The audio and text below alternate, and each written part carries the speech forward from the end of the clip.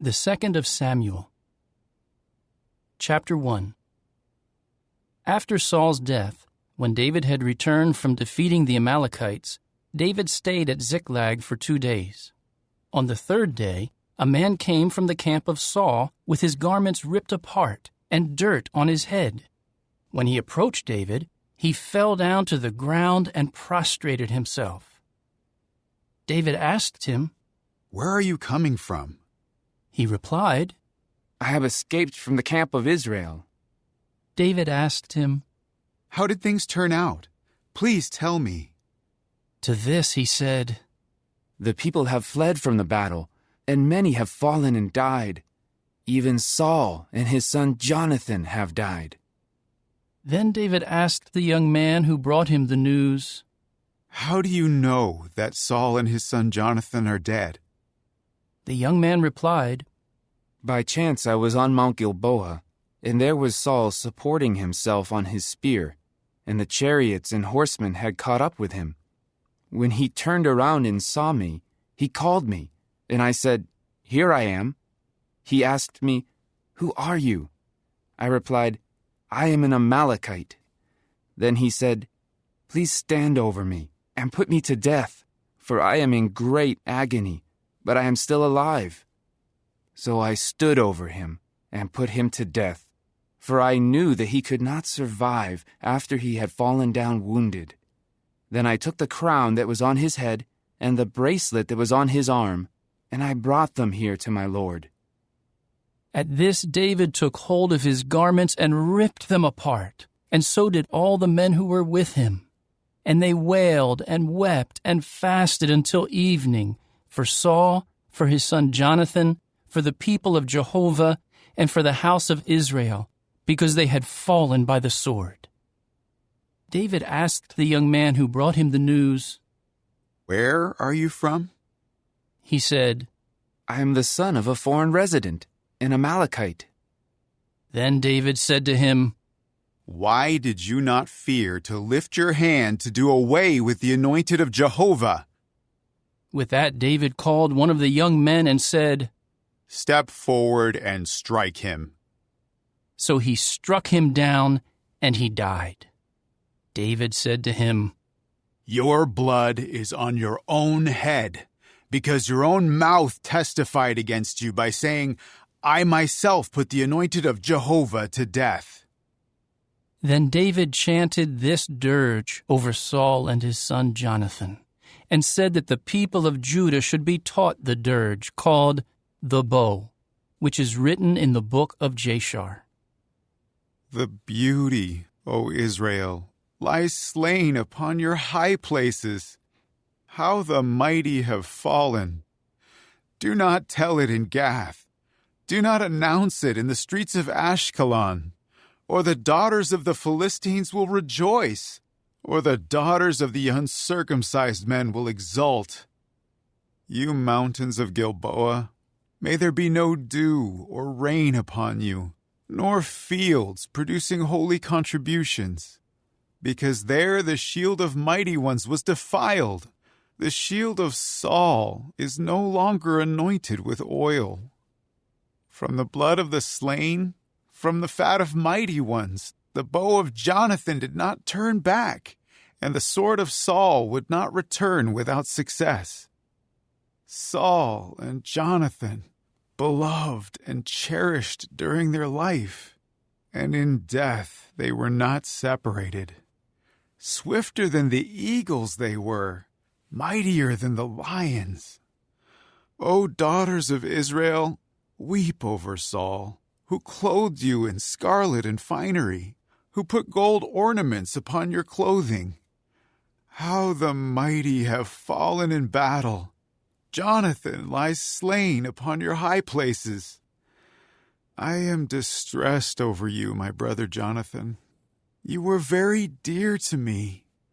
More wonderful was your love to me than the love of women. How the mighty have fallen, and the weapons of war have perished." Chapter 2. Afterward, David inquired of Jehovah, saying, "Should I go up into one of the cities of Judah?" Jehovah said to him, "Go up." David then asked, "Where should I go?" He replied, "To Hebron." So David went up there with his 2 wives, Ahinoam of Jezreel and Abigail the widow of Nabal the Carmelite. David also brought the men who were with him, each with his household, and they settled in the cities around Hebron. Then the men of Judah came, and there they anointed David as king over the house of Judah. They told David, "The men of Jabesh Gilead were the ones who buried Saul." So David sent messengers to the men of Jabesh Gilead and said to them, "May you be blessed by Jehovah, because you showed loyal love to your lord Saul by burying him. May Jehovah show loyal love and faithfulness to you. I will also show you kindness because you have done this. Now let your hands be strong and be courageous men, for your lord Saul is dead, and the house of Judah has anointed me as king over them." But Abner, the son of Ner, the chief of Saul's army, had taken Saul's son Ishbosheth and brought him across to Mahanaim, and made him king over Gilead, the Asherites, Jezreel, Ephraim, Benjamin, and over all Israel. Ishbosheth, Saul's son, was 40 years old when he became king over Israel, and he reigned for 2 years. The house of Judah, however, supported David. The time that David was king in Hebron over the house of Judah was 7 years and 6 months. In time, Abner, the son of Ner, and the servants of Ishbosheth, Saul's son, went out from Mahanaim to Gibeon. Joab, the son of Zeruiah, and the servants of David also went out and encountered them at the pool of Gibeon. And one group sat on this side of the pool, and the other group on that side of the pool.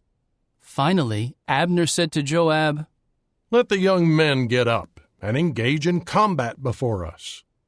To this Joab said, "Let them get up." So they got up and crossed over by number, 12 for Benjamin and Saul's son Ishbosheth, and 12 from the servants of David. They grabbed one another by the head, and each of them thrust his sword into the side of his opponent, and they all fell down together. So that place, which is in Gibeon, was called Helkath Hazurim. The fighting that ensued was extremely fierce that day, and Abner and the men of Israel were finally defeated before the servants of David. Now the 3 sons of Zeruiah were there, Joab, Abishai, and Asahel. And Asahel was as swift on his feet as a gazelle in the open field. Asahel chased after Abner, and he would not veer to the right or to the left in his pursuit of Abner.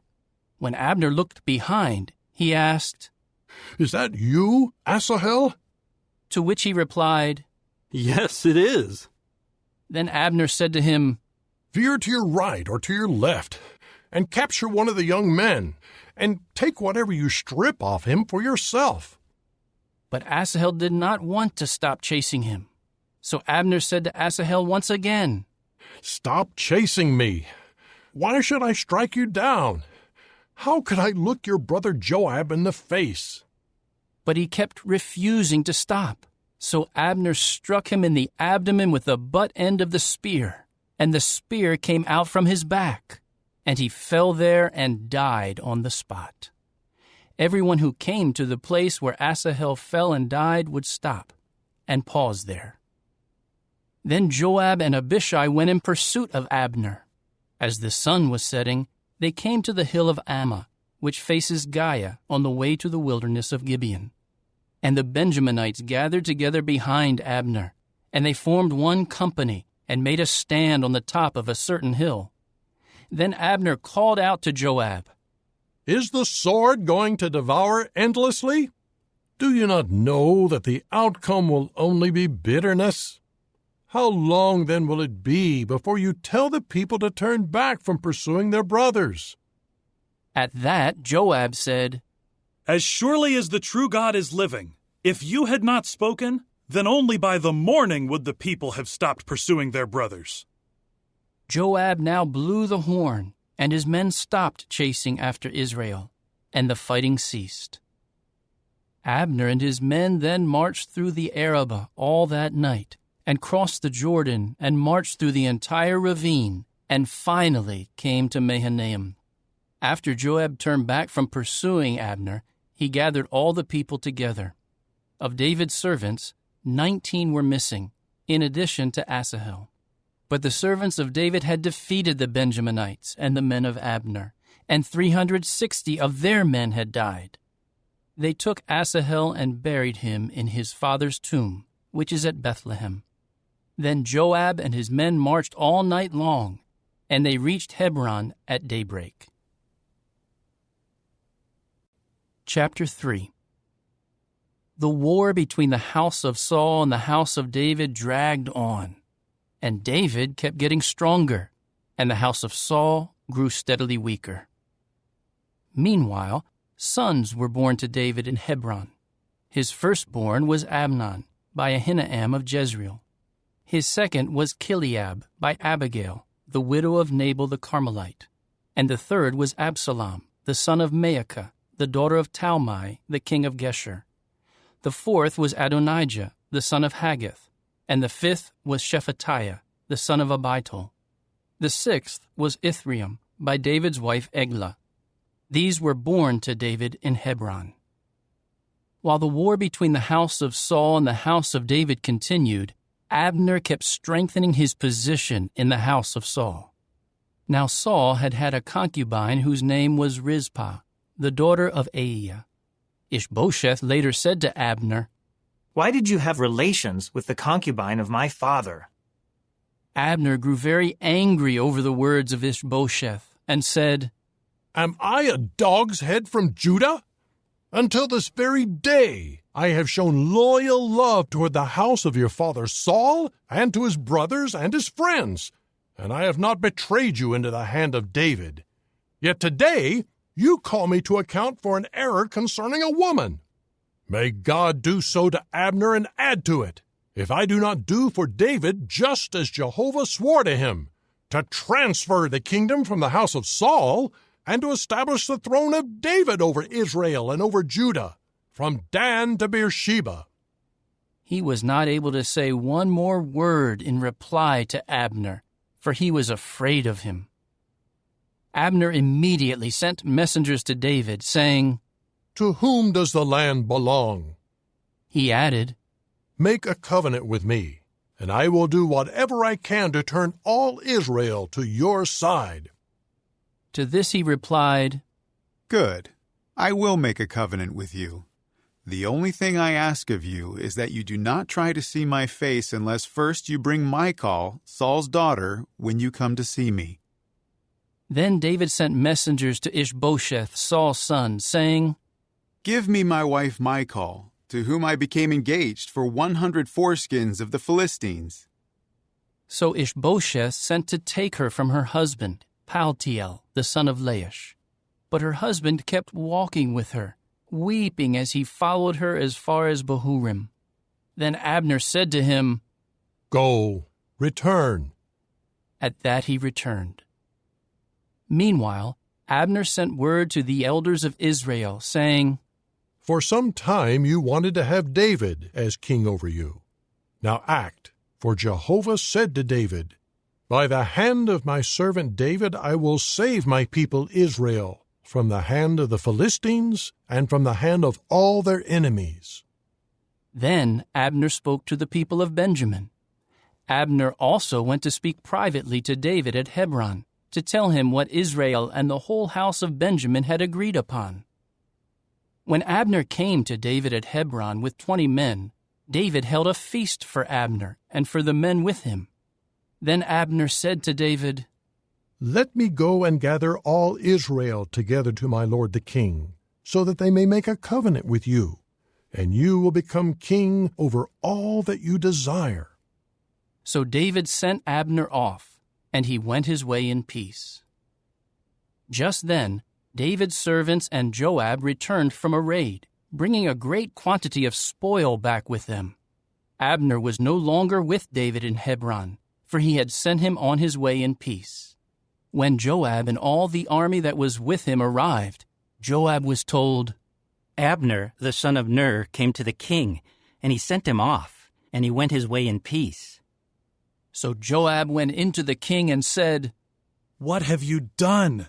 Here Abner came to you. Why did you send him off so that he successfully got away? You know Abner the son of Ner. He came here to fool you, and to get to know your every move, and to find out everything that you were doing. So Joab left David and sent messengers after Abner, and they brought him back from the cistern of Sirah. But David did not know anything about it. When Abner returned to Hebron, Joab took him aside inside the gate to speak with him privately. However, there he stabbed him in the abdomen, and he died. This was for killing his brother Asahel. When David heard about it later, he said, I and my kingdom are forever innocent before Jehovah of the blood guilt for Abner the son of Ner. May it turn back on the head of Joab and on the entire house of his father. May Joab's house never be without a man suffering from a discharge, or a leper, or a man working at the spindle, or one falling by the sword, or one in need of food. So Joab and his brother Abishai killed Abner, because he had put Asahel their brother to death in the battle at Gibeon. Then David said to Joab and all the people with him, Rip your garments apart, and tie on sackcloth, and wail over Abner. King David himself was walking behind the funeral bier. They buried Abner in Hebron, and the king wept loudly at Abner's tomb, and all the people gave way to weeping. The king chanted over Abner and said, Should Abner die the death of a senseless person? Your hands had not been bound, and your feet were not in fetters. You fell like one falling before criminals. At that, all the people wept over him again. Later, all the people came to give David bread for consolation, while it was still daytime. But David swore, May God do so to me and add to it, if before the sun sets I taste bread or anything at all. All the people took notice, and it pleased them. Like everything that the king did, it pleased all the people. So all the people and all Israel knew on that day that the king was not responsible for having Abner the son of Ner put to death. Then the king said to his servants, Do you not know that a prince and a great man has fallen this day in Israel? Today I am weak, although anointed as king. And these men, the sons of Zeruiah, are too brutal for me. May Jehovah repay the evildoer according to his own evil. Chapter 4. When Saul's son Ishbosheth heard that Abner had died in Hebron, his courage failed him, and all the Israelites were disturbed. There were 2 men in charge of the marauder bands that belonged to the son of Saul. One was named Baanah, and the other Rechab. They were sons of Rimmon, the Beerothite, of the tribe of Benjamin. For Beeroth, too, used to be counted as part of Benjamin. The Beerothites ran away to Gittaim, and they are foreign residents there down to this day. Now Saul's son Jonathan had a son whose feet were crippled. He was 5 years old when the report about Saul and Jonathan came from Jezreel, and his nurse picked him up and fled. But as she was fleeing in panic, he fell and was crippled. His name was Mephibosheth. The sons of Rimmon the Beerothite, Rechab and Baanah, went to the house of Ishbosheth during the hot part of the day, as he was taking his midday rest. They went into the house as if they were getting wheat, and they struck him in the abdomen. Then Rechab and his brother Baanah escaped. When they had entered the house, he was lying on his bed in his bedroom, and they struck him and put him to death, after which they cut off his head. Then they took his head and walked all night long on the road to the Arabah. And they brought the head of Ishbosheth to David at Hebron, and said to the king, Here is the head of Ishbosheth, the son of Saul, your enemy, who sought your life. This day Jehovah gives to my lord the king revenge on Saul and his descendants." However, David answered Rechab and his brother Baanah, the sons of Rimmon the Beerothite, and said to them, "As surely as Jehovah is living, the one who rescued me out of all distress, when someone reported to me, 'Here Saul is dead,' and he thought he was bringing me good news, I took hold of him and killed him in Ziklag. That was the messenger's reward he received from me. How much more so when wicked men have killed a righteous man in his own house, on his bed? Should I not require his blood from your hands and rid the earth of you?" David then ordered the young men to kill them. They cut off their hands and feet and hung them by the pool in Hebron. But they took the head of Ishbosheth and buried it in the burial place of Abner in Hebron. Chapter 5. In time all the tribes of Israel came to David at Hebron and said, "Look, we are your own bone and flesh. In times past, while Saul was our king, you were the one who was leading Israel on its campaigns. And Jehovah said to you, 'You will shepherd my people Israel, and you will become leader over Israel.'" So all the elders of Israel came to the king at Hebron, and King David made a covenant with them in Hebron before Jehovah. Then they anointed David as king over Israel. David was 30 years old when he became king, and he reigned for 40 years. In Hebron, he reigned over Judah for 7 years and 6 months, and in Jerusalem, he reigned for 33 years over all Israel and Judah. And the king and his men set out for Jerusalem against the Jebusites who were inhabiting the land. They taunted David, "You will never come in here. Even the blind and the lame will drive you away." They thought, "David will never get in here." However, David captured the stronghold of Zion, which is now the city of David. So David said on that day, "Those who attack the Jebusites should go through the water tunnel to strike down both the lame and the blind who are hateful to David." That is why it is said, "The blind and the lame will never enter the house." Then David took up residence in the stronghold, and it was called the City of David. And David began to build all around, from the mound inward. Thus David became greater and greater, and Jehovah the God of armies was with him. King Hiram of Tyre sent messengers to David, also cedar timbers, woodworkers, and stonemasons for building walls, and they began to build a house for David. And David knew that Jehovah had firmly established him as king over Israel, and had exalted his kingdom for the sake of his people Israel. David took more concubines and wives in Jerusalem after he came from Hebron, and more sons and daughters were born to David. These are the names of those born to him in Jerusalem: Shemua, Shobab, Nathan, Solomon, Ibhar, Elishua, Nepheg, Japhiah, Elishama, Eliada, and Eliphalet.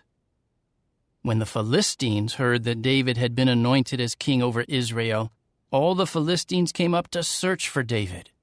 When David heard about it, he went down to the stronghold. Then the Philistines came in and spread out in the valley of Rephaim.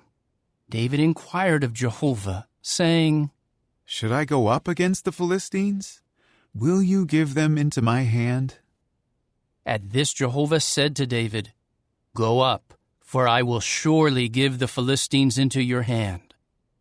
So David came to Baal-perazim, and David struck them down there. At that he said, "Jehovah has broken through my enemies before me like a breach made by waters." That is why he named that place Baal-perazim.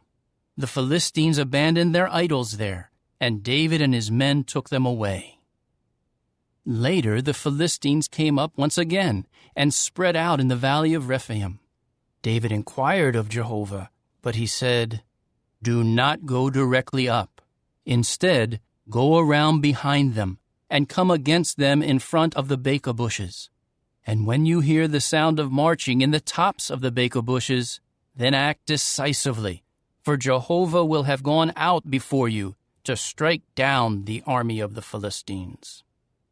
So David did just as Jehovah commanded him, and he struck down the Philistines from Geba all the way to Gezer. Chapter 6. David again gathered all the best troops in Israel, 30,000 men. Then David and all the men with him set out for Baal-e-Judah to bring up from there the ark of the true God, before which people call on the name of Jehovah of armies, who sits enthroned above the cherubs. However, they placed the ark of the true God on a new wagon to transport it from the house of Abinadab, which was on the hill. And Uzzah and Ahio, the sons of Abinadab, were leading the new wagon. So they transported the ark of the true God from Abinadab's house on the hill, and Ahio was walking ahead of the ark. David and all the house of Israel were celebrating before Jehovah with all sorts of juniper wood instruments, harps, other stringed instruments, tambourines, sistrums, and cymbals. But when they came to the threshing floor of Nacon, Uzzah thrust his hand out to the ark of the true God and grabbed hold of it, for the cattle nearly upset it. At that Jehovah's anger blazed against Uzzah, and the true God struck him down there for his irreverent act, and he died there beside the ark of the true God. But David became angry because Jehovah's wrath had broken through against Uzzah, and that place has been called Perez Uzzah down to this day. So David became fearful of Jehovah on that day and said, "How can the ark of Jehovah come to me?" David was not willing to bring the ark of Jehovah to where he was in the city of David. Instead, David had it taken to the house of Obed-Edom, the Gittite. The ark of Jehovah remained at the house of Obed-Edom the Gittite for 3 months, and Jehovah kept blessing Obed-Edom and all his household. The report was made to King David, "Jehovah has blessed the house of Obed-Edom and all that belongs to him because of the ark of the true God." So David went to bring the ark of the true God from the house of Obed-Edom up to the city of David with rejoicing. When the carriers of the ark of Jehovah had marched 6 steps, he sacrificed a bull and a fattened animal. David was dancing around before Jehovah with all his might. All the while, David wore a linen ephod. David and all the house of Israel were bringing up the ark of Jehovah with joyful shouting and with the sound of the horn. But when the ark of Jehovah came into the city of David, Saul's daughter Michal looked down through the window and saw King David leaping and dancing around before Jehovah, and she began to despise him in her heart. So they brought the ark of Jehovah in and set it in its place inside the tent that David had pitched for it. Then David offered up burnt offerings and communion sacrifices before Jehovah. When David finished offering up the burnt offerings and the communion sacrifices, he blessed the people in the name of Jehovah of armies. Further, he distributed to all the people, to the whole multitude of Israel, to each man and woman, a ring-shaped loaf of bread, a date cake, and a raisin cake. And then all the people left, each to his own house. When David returned to bless his own household, Saul's daughter Michal came out to meet him. She said, "How glorious the king of Israel made himself when he uncovered himself today before the eyes of the slave girls of his servants, just as an empty-headed man openly uncovers himself." At this, David said to Michal, "My celebration was before Jehovah, who chose me rather than your father and all his household, and who appointed me as leader over Jehovah's people Israel. Therefore I will celebrate before Jehovah, and I will humble myself even more than this, and become low even in my own eyes. But by the slave girls whom you mentioned, I will be glorified." So Saul's daughter Michal had no children down to the day of her death. Chapter 7. When the king was settled in his own house, and Jehovah had given him rest from all his surrounding enemies, the king said to Nathan the prophet, "Here I am living in a house of cedars, while the ark of the true God sits in the midst of tent cloths." Nathan replied to the king, "Go and do whatever is in your heart, for Jehovah is with you." On that very night, the word of Jehovah came to Nathan, saying, "Go and say to my servant David, this is what Jehovah says, should you build me a house to dwell in? For I have not dwelled in a house from the day I brought the people of Israel out of Egypt to this day, but I have been moving about in a tent and in a tabernacle. During all the time that I went with all the Israelites, did I ever say one word to any of the tribal leaders of Israel, whom I appointed to shepherd my people Israel, saying, 'Why did you not build a house of cedars for me?' Now say this to my servant David. This is what Jehovah of armies says. I took you from the pastures, from following the flock, to become a leader over my people Israel. And I will be with you wherever you go, and I will do away with all your enemies from before you, and I will make a great name for you like the name of the great men of the earth. I will appoint a place for my people Israel and settle them, and they will live there and not be disturbed any more, and wicked men will not oppress them again as they did in the past, from the day that I appointed judges over my people Israel. And I will give you rest from all your enemies. Also, Jehovah has told you that Jehovah will make a house for you. When your days come to an end, and you are laid to rest with your forefathers, then I will raise up your offspring after you, your own son, and I will firmly establish his kingdom. He is the one who will build a house for my name, and I will firmly establish the throne of his kingdom forever. I will become his father, and he will become my son. When he does wrong, I will reprove him with the rod of men, and with the strokes of the sons of men. My loyal love will not be taken away from him, the way I took it away from Saul, whom I removed from before you. Your house and your kingdom will be secure forever before you. Your throne will be firmly established forever." Nathan told David all these words and this entire vision.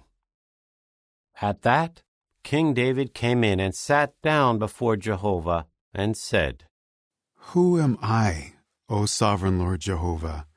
And what is my house that you have brought me this far?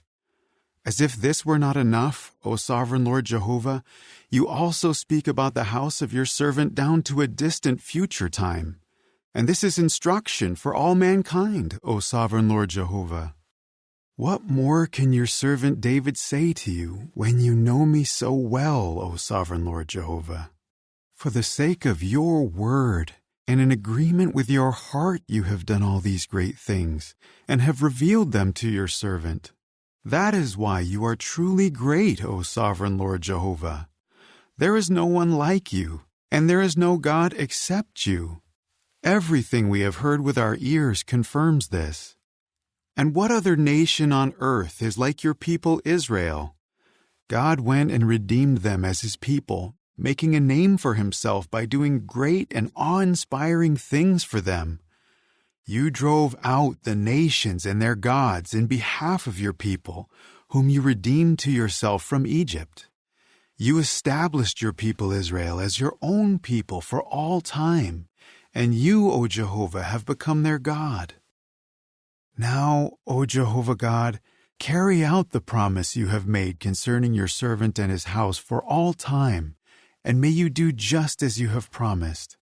May your name be exalted forever, so that people may say, Jehovah of armies is God over Israel. And may the house of your servant David be firmly established before you. For you, Jehovah of armies, the God of Israel, have made a revelation to your servant by saying, I will build a house for you. That is why your servant has the courage to pray this prayer to you. And now, O sovereign Lord Jehovah, you are the true God, and your words are truth, and you have promised these good things to your servant.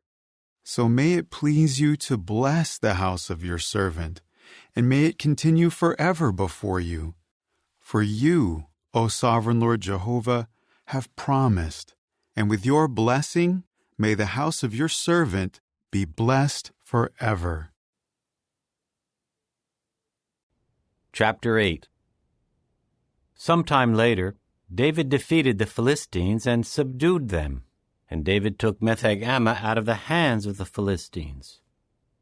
He defeated the Moabites and made them lie down on the ground, and measured them with a line. He measured out 2 lines to be put to death, and 1 full line to be kept alive. And the Moabites became David's servants and brought tribute. David defeated Hadad-ezer, the son of Rehob, the king of Zobah, as he was on his way to restore his authority at the Euphrates River. David captured 1,700 horsemen and 20,000 foot soldiers from him. Then David hamstrung all but 100 of the chariot horses. When the Syrians of Damascus came to help King Hadad-ezer of Zobah, David struck down 22,000 of the Syrians.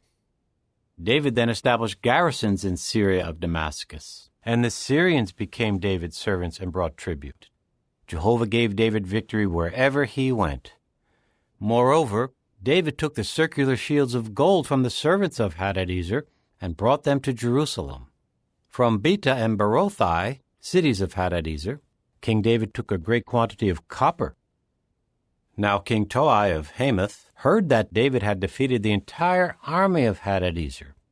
So Toi sent his son Joram to King David to ask about his welfare and to congratulate him because he had fought and defeated Hadad-ezer. For Hadad-ezer had often fought against Toi, and he brought articles of silver, gold, and copper.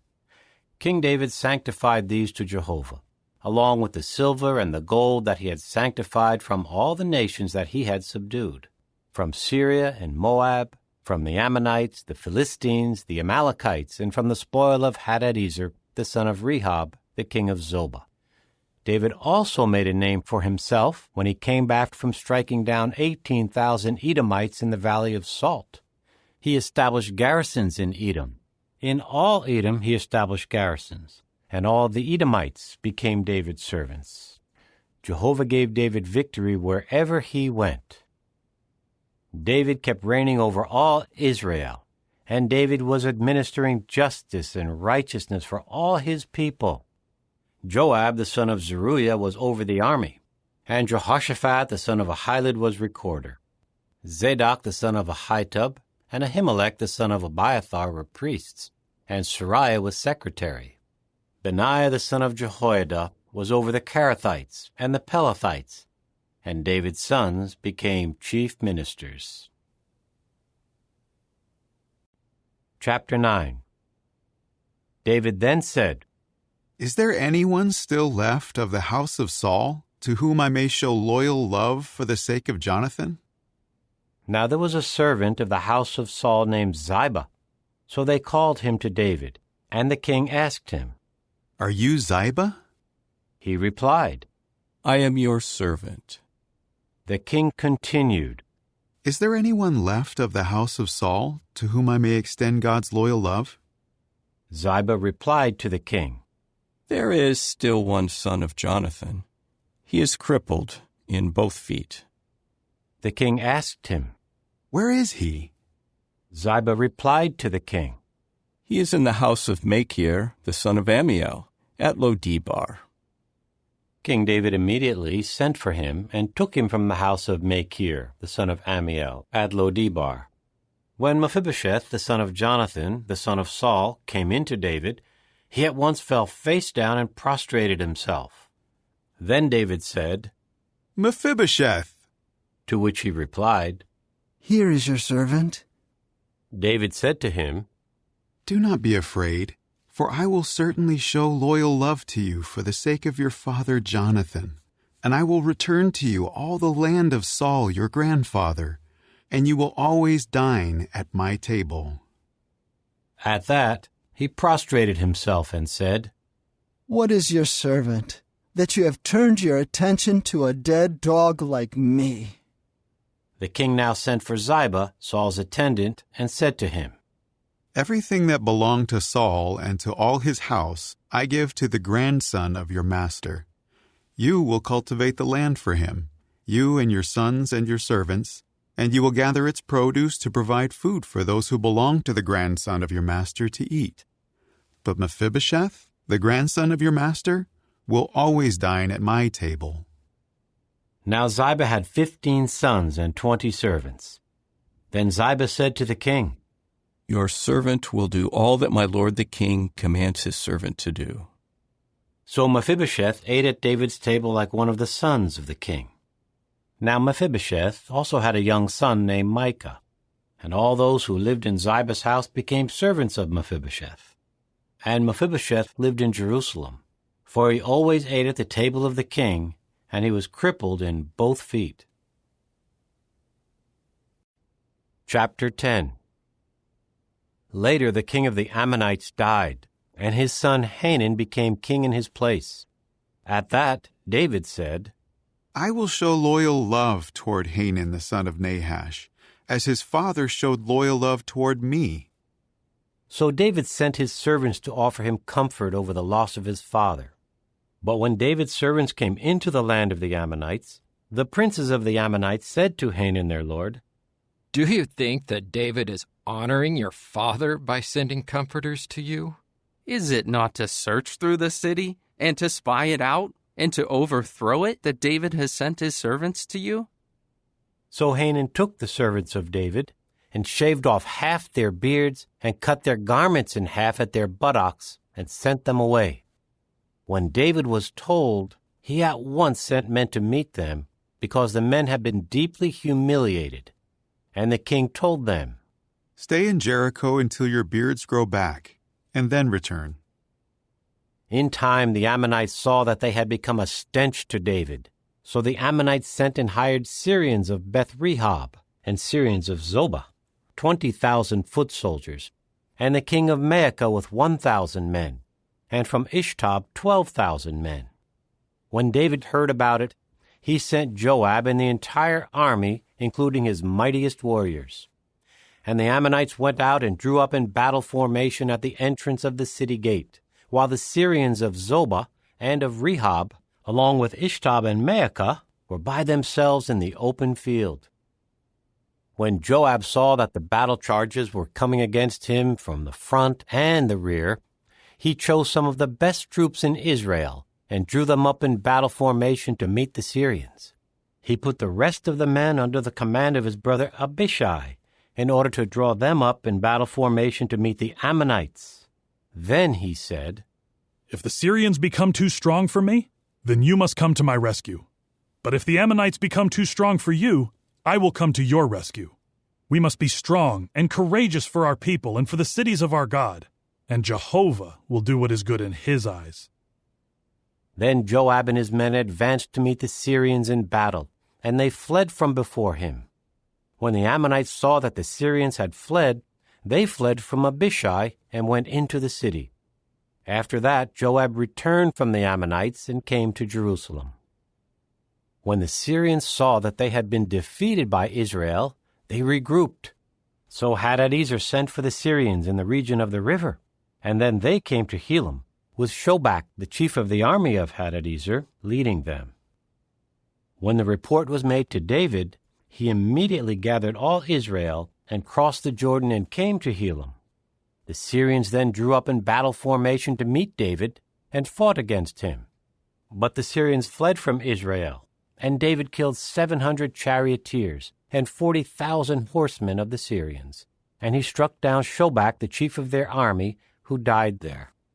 When all the kings, the servants of Hadadezer, saw that they had been defeated by Israel, they promptly made peace with Israel and became their subjects. And the Syrians were afraid to help the Ammonites any more. Chapter 11. At the start of the year, At the time when kings go on campaigns, David sent Joab and his servants and the entire army of Israel to bring the Ammonites to ruin, and they besieged Rabbah, while David stayed in Jerusalem. One evening, David got up from his bed and walked around on the rooftop of the king's house. From the rooftop, he saw a woman bathing, and the woman was very beautiful. David sent someone to inquire about the woman, and he reported, "Is this not Bathsheba, the daughter of Eliam, and the wife of Uriah the Hittite?" Then David sent messengers to bring her. So she came in to him, and he lay down with her. This happened while she was purifying herself from her uncleanness. Afterward, she returned to her house. The woman became pregnant, and she sent a message to David. "I am pregnant." At this, David sent a message to Joab. "Send to me Uriah the Hittite." So Joab sent Uriah to David.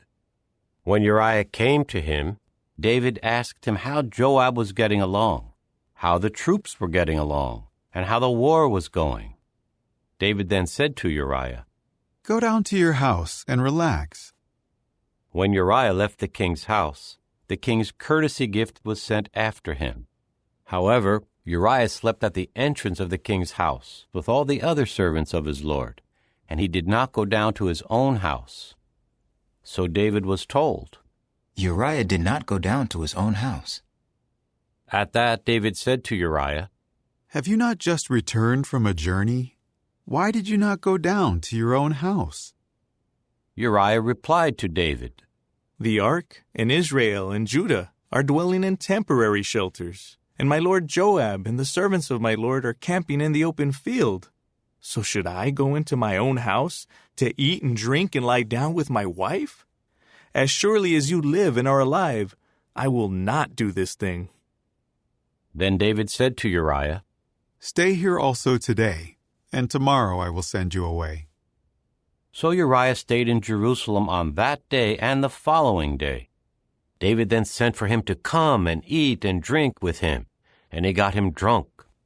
But in the evening he went out to sleep on his bed with the servants of his lord, and he did not go down to his house. In the morning, David wrote a letter to Joab and sent it by the hand of Uriah.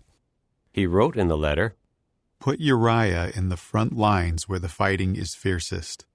Then retreat from behind him, so that he will be struck down and die." Joab had been carefully watching the city, and he stationed Uriah where he knew there were mighty warriors. When the men of the city came out and fought against Joab, some of David's servants fell, and Uriah the Hittite was among those who died. Joab now reported to David all the news about the war. He instructed the messenger, "When you finish speaking to the king about all the news of the war, the king may become angry and say to you, 'Why did you have to go so near to the city to fight? Did you not know that they would shoot from the top of the wall? Who struck down Abimelech, the son of Jerubbesheth? Was it not a woman who threw an upper millstone on him from the top of the wall, causing his death at Thebez? Why did you have to go so close to the wall?' Then say, 'Your servant Uriah the Hittite also died.'" So the messenger went and told David everything that Joab had sent him to tell. Then the messenger told David, "Their men overpowered us, and they came out against us in the field. But we drove them back to the entrance of the city gate. And the archers were shooting at your servants from the top of the wall, and some of the servants of the king died. Your servant, Uriah the Hittite, also died." At that David said to the messenger, "Say this to Joab. Do not let this matter trouble you, for the sword devours one as well as another. Intensify your battle against the city and conquer it, and encourage him." When Uriah's wife heard that her husband Uriah had died, she began to mourn her husband.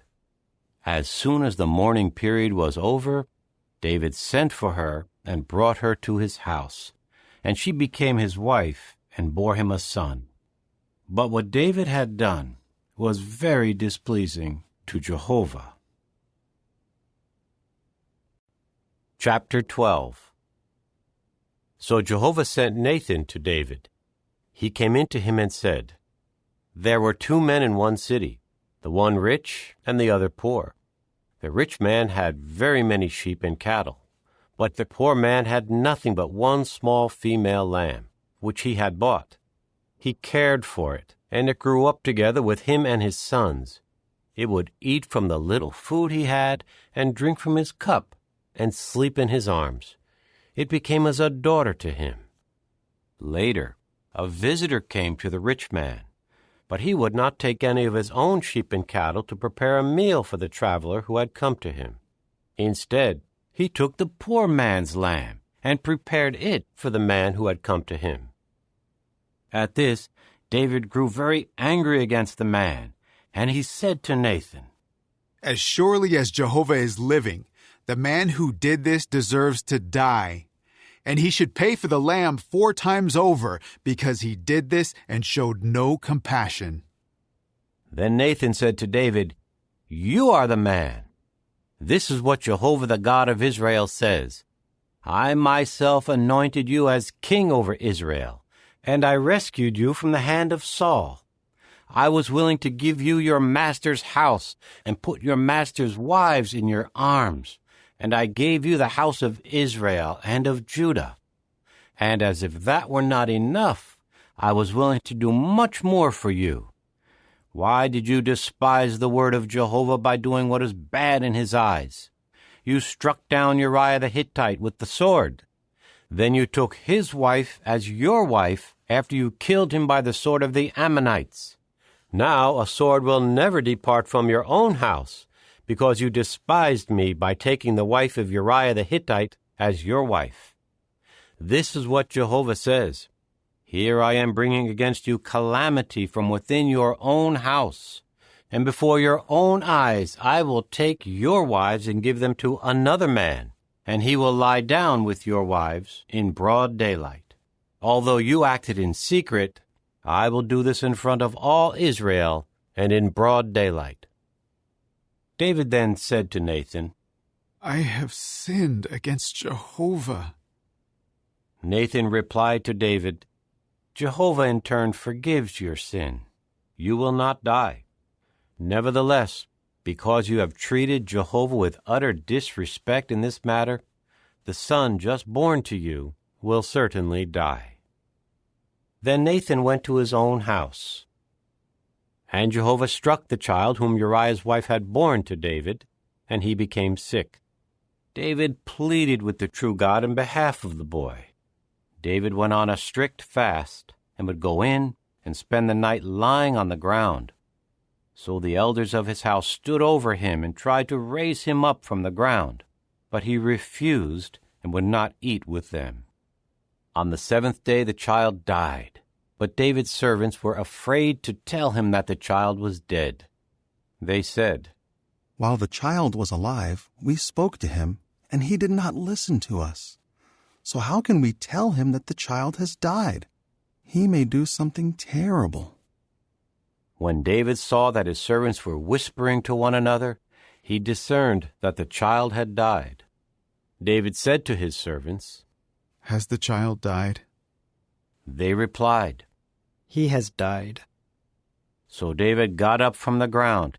He washed, rubbed himself with oil, changed his clothing, and went to the house of Jehovah and prostrated himself.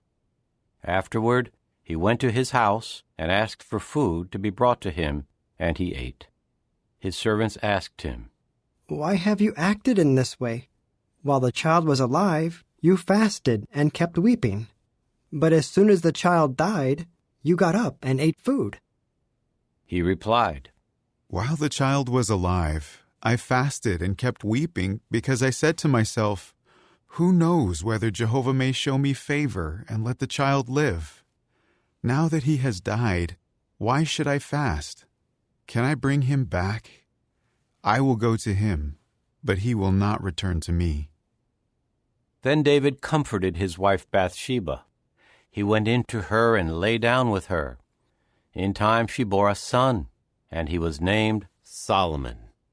And Jehovah loved him, and he sent word through Nathan the prophet to name him Jedediah, for the sake of Jehovah. Joab continued fighting against Rabbah of the Ammonites, and he captured the royal city. So Joab sent messengers to David and said, I have fought against Rabbah, and I have captured the city of waters. Now gather the rest of the troops and encamp against the city and capture it.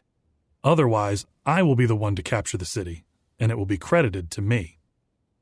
So David gathered all the troops and went to Rabbah, and fought against it and captured it. Then he took the crown of Malcham from its head. The weight of it was a talent of gold, along with precious stones, and it was placed on David's head. He also took a vast amount of spoil from the city. And he brought out the people who were in it, and put them to work at sawing stones, at working with sharp iron instruments, and with iron axes, and at brick-making. That was what he did to all the cities of the Ammonites. Finally, David and all the troops returned to Jerusalem. Chapter 13. Now David's son Absalom had a beautiful sister named Tamar, and David's son Amnon fell in love with her. Amnon was so distressed that he became sick because of his sister Tamar, for she was a virgin, and it seemed impossible for Amnon to do anything to her. Now Amnon had a companion named Jehonadab, the son of Shimeah, David's brother, and Jehonadab was a very clever man. So he said to him, Why are you, the king's son, so depressed every morning? Why not tell me? Amnon replied to him, I am in love with Tamar, the sister of my brother Absalom. Jehonadab replied to him, Lie down on your bed and pretend to be sick. When your father comes to see you, say to him, Please let my sister Tamar come and serve me some food. If she prepares the food given to the sick before my eyes, I will eat it from her hand. So Amnon lay down and pretended to be sick, and the king came in to see him. Then Amnon said to the king, Please, let my sister Tamar come in and bake 2 heart-shaped cakes before my eyes, so that I may take food from her hand. At that, David sent a message to Tamar at the house, saying, Please go to the house of your brother Amnon and prepare food for him. So Tamar went to the house of her brother Amnon, where he was lying down. She took the dough and kneaded it into cakes before his eyes and cooked the cakes. Then she took the pan and served him. But Amnon refused to eat and said, Have everybody leave me. So everybody left him. Amnon now said to Tamar, Bring the food into the bedroom, so that I may eat it from your hand. So Tamar took the heart-shaped cakes that she had made, and brought them to her brother Amnon in the bedroom. When she brought them for him to eat, he grabbed her and said, Come, lie down with me, my sister. But she said to him, No, my brother, do not humiliate me, for such a thing is not done in Israel. Do not do this disgraceful thing. How could I live down my shame? And you will be regarded as one of the disgraceful men in Israel. Now speak, please, to the king, for he will not withhold me from you. But he refused to listen to her, and he overpowered her and humiliated her by raping her. Then Amnon began hating her with a very intense hatred, so that his hatred for her became greater than the love he had felt for her. Amnon said to her, Get up, go away. At this, she said to him, No, my brother, for sending me away now is worse than what you have done with me. But he refused to listen to her. With that, he called his young attendant and said, Get this person out of my presence, please, and lock the door behind her. Now she was wearing a special robe, for those were the garments that the virgin daughters of the king wore. So his attendant led her outside, and he locked the door behind her. Then Tamar put ashes on her head, and she ripped apart the fine robe she was wearing, and she kept her hands on her head and walked off, crying out as she walked. At this her brother Absalom asked her, Was it your brother Amnon who was with you? And now keep silent, my sister. He is your brother. Do not let your heart dwell on this matter. Then Tamar lived in isolation at the house of her brother Absalom. When King David heard about all these things, he became very angry, but he would not hurt the feelings of Amnon his son, because he loved him, for he was his firstborn. And Absalom said nothing to Amnon, either bad or good, for Absalom hated Amnon because he had humiliated his sister Tamar. After 2 full years, Absalom's sheep shearers were at Baal Hazor, near Ephraim, and Absalom invited all the sons of the king. So Absalom came into the king and said, Your servant is having his sheep sheared. Please, let the king and his servants go with me. But the king said to Absalom, No, my son. If all of us go, we will be a burden to you. Although he kept urging him, he did not consent to go, but he blessed him. Absalom then said, If not you, please let my brother Amnon go with us. The king replied to him, Why should he go with you? But Absalom urged him, so he sent Amnon and all the king's sons with him. Then Absalom ordered his attendants, Watch, and when Amnon's heart is in a cheerful mood from the wine, I will say to you, Strike down Amnon. You must then put him to death. Do not be afraid. Is it not I who command you? Be strong and courageous. So Absalom's attendants did to Amnon exactly as Absalom had ordered. Then all the other sons of the king got up, and each one mounted his mule and fled. While they were on the way, the report reached David. Absalom has struck down all the sons of the king, and not one of them survived. At this, the king got up and ripped his clothes apart and lay on the ground, and all his servants were standing by with their garments ripped apart. However, Jehonadab, the son of Shimeah, David's brother, said, Do not let my lord think that they have killed all the young sons of the king, for only Amnon has died. This is by the order of Absalom, who decided to do this from the day that Amnon humiliated his sister Tamar. Now do not let my lord the king pay attention to the report that says all the king's sons have died. Only Amnon has died. Meanwhile, Absalom ran away. Later the watchman raised his eyes and saw that there were many people coming from the road behind him next to the mountain. At this, Jehonadab said to the king, Look, the king's sons have returned. It is just as your servant said. As he finished speaking, the king's sons came in, weeping loudly. Also the king and all his servants wept very bitterly. But Absalom fled and went to Talmai the son of Ammihud, the king of Geshur. David mourned his son for many days. After Absalom fled and went to Geshur, he stayed there for 3 years. Finally, King David longed to go to Absalom, for he had become reconciled to the death of Amnon. Chapter 14. Now Joab the son of Zeruiah learned that the king's heart longed for Absalom. So Joab sent to Tekoa and summoned from there a clever woman and told her, Act like you are in mourning, please, and put on garments of mourning, and do not rub yourself with oil. Behave like a woman who has been mourning over someone dead for a long time. Then go in and speak to the king like this. With that, Joab put the words in her mouth. The Tekoite woman went in to the king and fell with her face to the ground and prostrated herself and said, Help me, O king. The king replied to her, What is the matter? To this she said, Alas, I am a widow.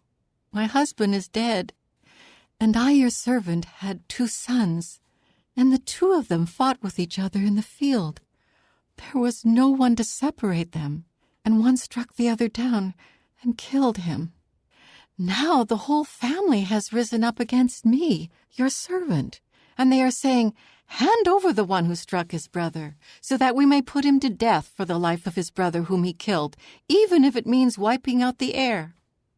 They would extinguish the last glowing coal that I have left, and leave to my husband neither a name nor a survivor on the surface of the earth." Then the king said to the woman, "Go to your home, and I will issue an order regarding you." At this the Tekoite woman said to the king, "O my lord the king, let the guilt be on me and on my father's house, while the king and his throne are innocent." The king then said, "If anyone speaks further to you, bring him to me, and he will never trouble you again." But she said, "Please, let the king remember Jehovah your God, so that the avenger of blood does not bring ruin and annihilate my son." To this he said, "As surely as Jehovah is living, not one of your son's hairs will fall to the ground." The woman now said, "Let your servant, please, speak a word to my lord the king." So he said, "Speak." The woman said, "Why then have you thought to do something like this against the people of God? When the king speaks this way, he makes himself guilty, for the king does not bring back his own banished son. We will surely die and be like waters that are poured out on the ground, which cannot be recovered. But God would not take away a life, and he considers reasons why the banished one should not always be banished from him. I have come in to say this to my lord the king, because the people made me afraid. So your servant said, 'Let me speak, please, to the king. Perhaps the king will act on the request of his slave. The king may listen and rescue his slave from the hand of the man seeking to annihilate me and my only son from the inheritance God gave us.' Then your servant said, 'May the word of my lord the king please give me relief. For my lord the king is just like an angel of the true God in distinguishing what is good from what is bad. May Jehovah your God be with you.'" The king now answered the woman, "Please do not hide from me anything I ask you." The woman replied, "Let my lord the king speak, please." The king then asked, "Did Joab put you up to all of this?" The woman answered, "As surely as you are living, O my lord the king, it is just as my lord the king says, for it was your servant Joab who instructed me, and put all these words in the mouth of your servant. Your servant Joab has done this to change the appearance of things, but my lord has wisdom like that of the angel of the true God, and knows all that is happening in the land." The king then said to Joab, "All right, I will do this thing. Go and bring back the young man Absalom." At this, Joab fell with his face to the ground and prostrated himself and praised the king. Joab said, "Today your servant knows that I have found favor in your eyes, O my lord the king, because the king has acted on the request of his servant." Then Joab got up and went to Geshur and brought Absalom to Jerusalem. However, the king said, "Let him return to his own house, but he may not see my face."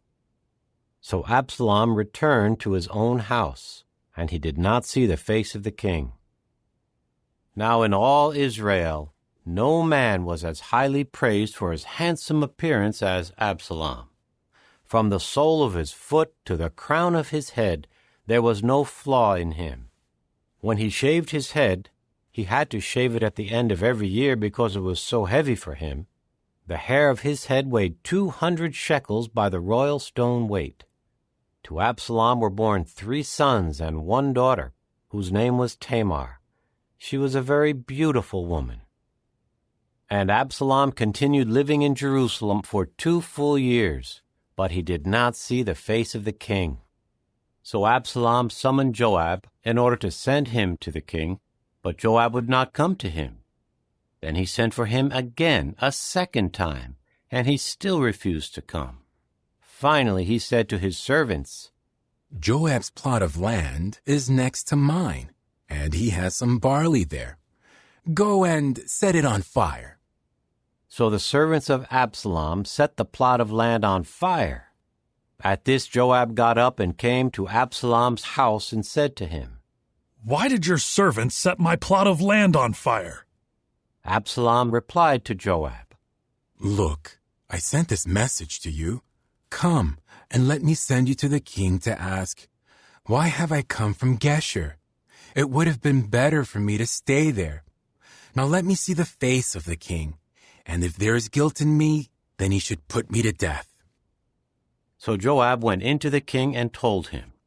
Then he called Absalom, who came into the king, and prostrated himself before him, falling with his face to the ground before the king. Then the king kissed Absalom. Chapter 15. After all these things, Absalom acquired for himself a chariot and horses and 50 men to run before him. Absalom would rise up early and stand at the side of the road to the city gate. Whenever any man had a legal case that was to come to the king for judgment, Absalom would call him and say, "From what city are you?" And he would say, "Your servant is from one of the tribes of Israel." Absalom would say to him, "See, your claims are right and proper, but there is no one from the king to hear your case." Absalom would say, "If only I were appointed judge in the land, then every man who has a legal case or judgment could come to me, and I would see that he receives justice." And when a man came near to bow down to him, Absalom would extend his hand and grab hold of him and kiss him. Absalom would do this to all the Israelites who would come into the king for judgment. So Absalom kept stealing the hearts of the men of Israel. At the end of 4 years, Absalom said to the king, "Let me go, please, to Hebron, to pay my vow that I made to Jehovah. For your servant made this solemn vow when I was dwelling in Geshur in Syria. If Jehovah will bring me back to Jerusalem, I will make an offering to Jehovah." So the king said to him, "Go in peace." With that he rose up and went to Hebron. Absalom now sent spies through all the tribes of Israel, saying, "As soon as you hear the sound of the horn, announce, Absalom has become king in Hebron." Now 200 men from Jerusalem had gone there with Absalom. They were invited and went unsuspectingly, unaware of what was happening. Further, when he offered the sacrifices, Absalom sent for Ahithophel the Gilonite, David's adviser, from his city Gilo. The conspiracy kept gaining momentum, and the people who supported Absalom were growing in number. In time, an informer came to David, saying, "The heart of the men of Israel has turned to Absalom." At once, David said to all his servants with him in Jerusalem, "Get up, and let us run away, for none of us will escape from Absalom. Hurry, for fear he may quickly overtake us and bring disaster on us and strike the city with the sword." The king's servants replied to the king, "Whatever my lord the king decides, your servants are ready to do." So the king went out with all his household following him. But the king left 10 concubines to take care of the house. And the king continued on his way out with all the people following, and they stopped at Beth-merhak. All his servants leaving with him, and all the Kerethites, the Pelethites, and the Gittites, 600 men who had followed him from Gath, were passing by as the king reviewed them. Then the king said to Ittai the Gittite, "Why should you also go with us? Go back and dwell with the new king, for you are a foreigner and also an exile from your place. Yesterday you came, so today should I make you wander with us, to go when I must go and where I must go? Go back and take your brothers with you, and may Jehovah show you loyal love and faithfulness." But Ittai answered the king, "As surely as Jehovah is living, and as surely as my lord the king is living, wherever my lord the king may be, whether for death or for life, there your servant will be." At that David said to Ittai, Go and cross over." So Ittai the Gittite crossed over, together with all his men and children. Everyone in the land was weeping loudly while all these people crossed over, and the king was standing by the Kidron Valley. All the people were crossing over to the road leading to the wilderness. Zadok was also there, and with him were all the Levites carrying the ark of the covenant of the true God. And they set the ark of the true God down, and Abiathar went up, while all the people completed crossing over from the city. But the king said to Zadok, "Take the ark of the true God back to the city.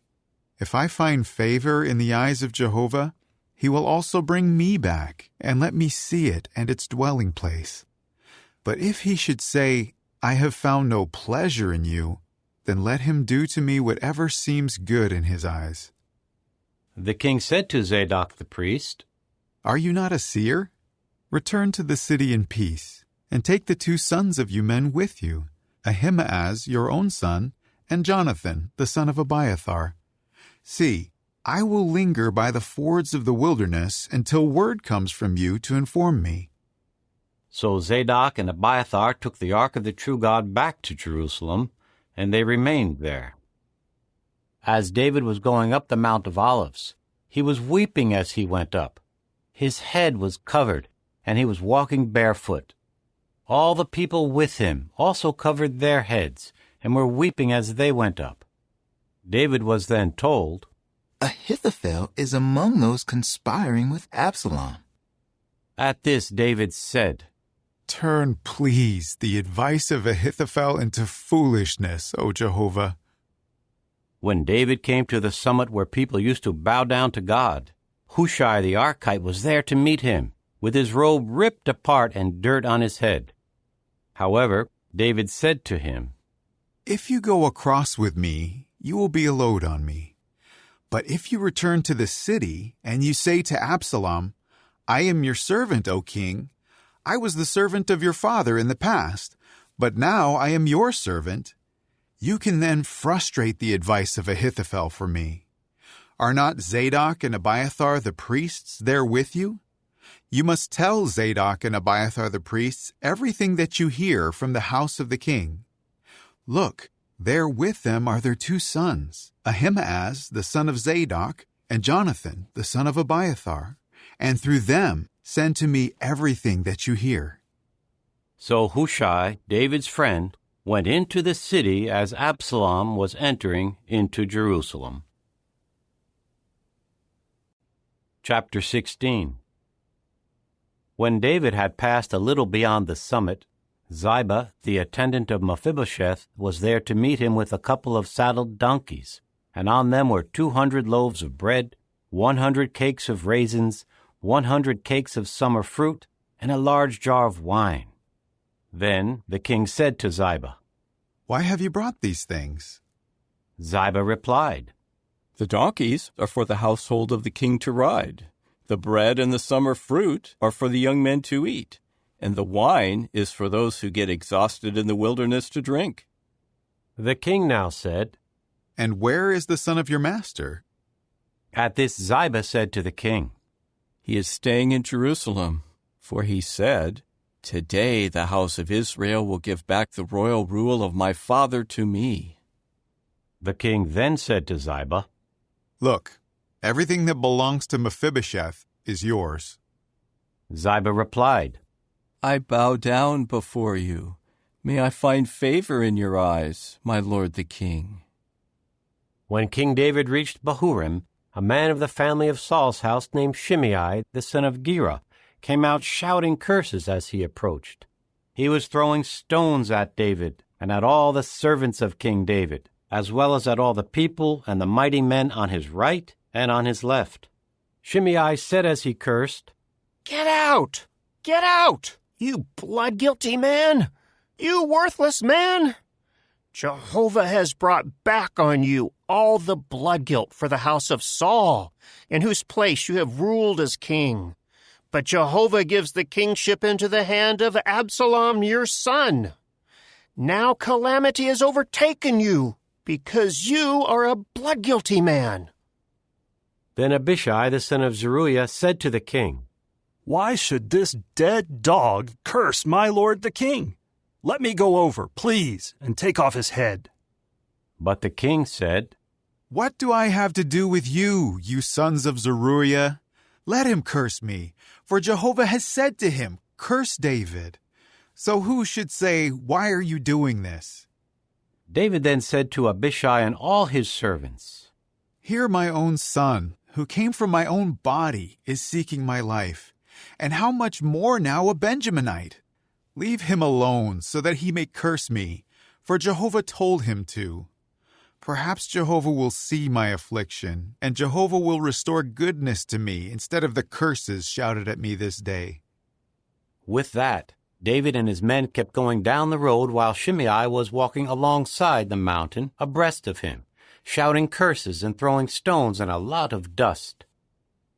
At length the king and all the people with him arrived at their destination exhausted, and they refreshed themselves. Meanwhile, Absalom and all the men of Israel arrived in Jerusalem, and Ahithophel was with him.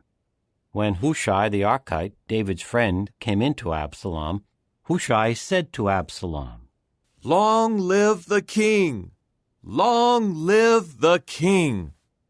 At this Absalom said to Hushai, "Is this your loyal love toward your friend? Why did you not go with your friend?" So Hushai said to Absalom, "No, I am on the side of the one who has been chosen by Jehovah, this people, and all the men of Israel. I will stay with him. And again I say, whom should I serve? Should it not be his son? Just as I served your father, so I will serve you." Absalom then said to Ahithophel, "Give me your advice. What should we do?" At that Ahithophel said to Absalom, "Have relations with your father's concubines, those whom he left behind to take care of the house. Then all Israel will hear that you have made yourself a stench to your father, and those who support you will be strengthened." So they pitched a tent for Absalom on the roof, and Absalom had relations with the concubines of his father before the eyes of all Israel.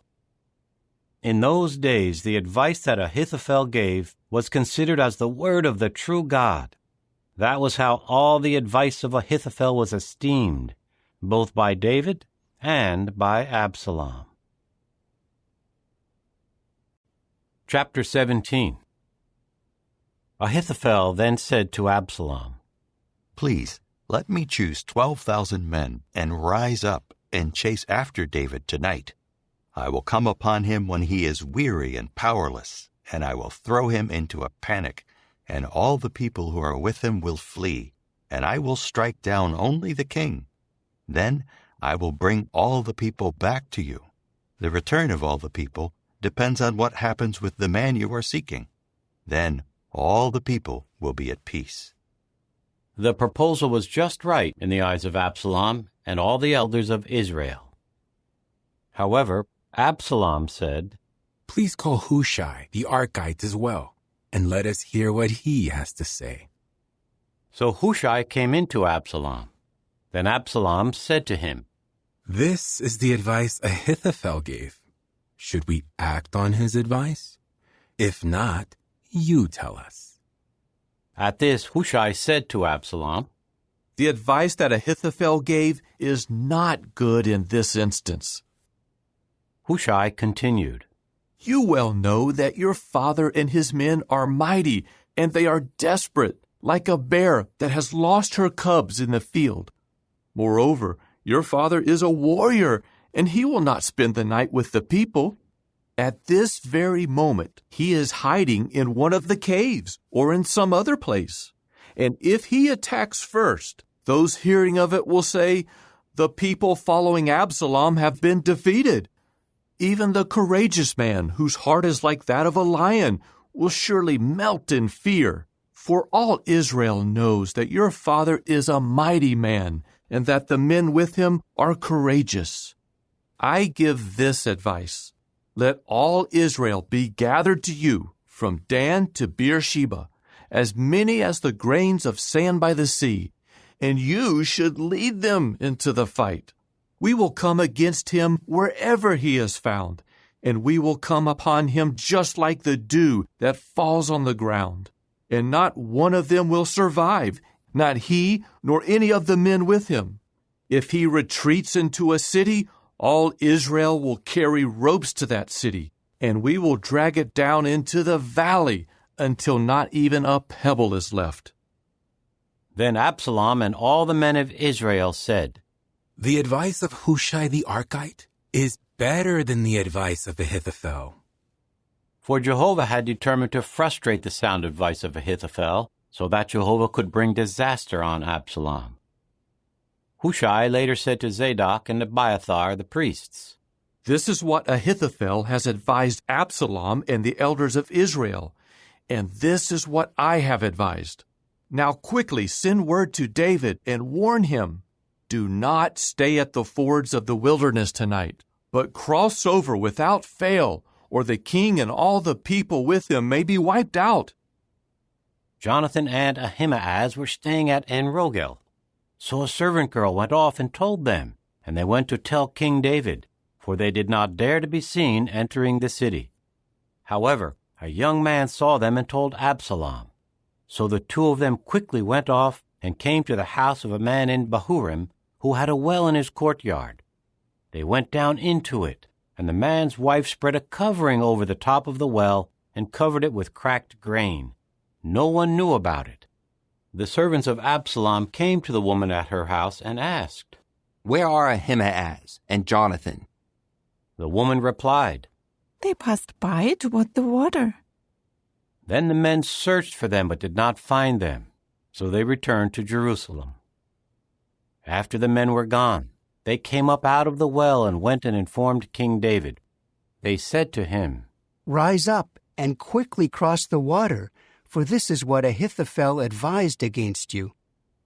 Immediately David and all the people with him rose up and crossed the Jordan. By daybreak there was no one left who had not crossed the Jordan. When Ahithophel saw that his advice had not been acted on, he saddled a donkey and went to his house in his hometown. After he gave instructions to his household, he hanged himself. So he died and was buried in the burial place of his forefathers. Meanwhile, David went to Mahanaim, and Absalom crossed the Jordan with all the men of Israel. Absalom put Amasa in charge of the army in place of Joab. Amasa was the son of a man named Ithra the Israelite, who had relations with Abigail, the daughter of Nahash, the sister of Zeruiah, Joab's mother. Israel and Absalom camped in the land of Gilead.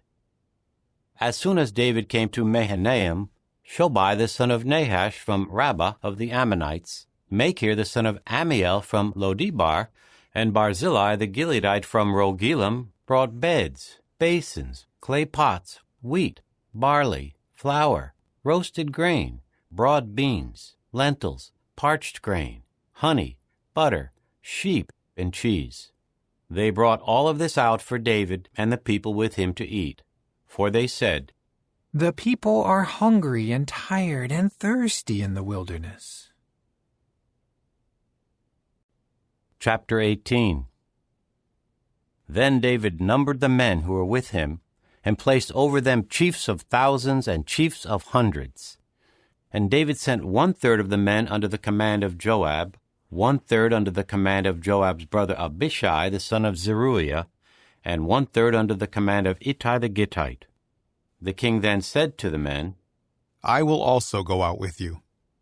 But they said, "You must not go out, for if we flee, they would not care about us.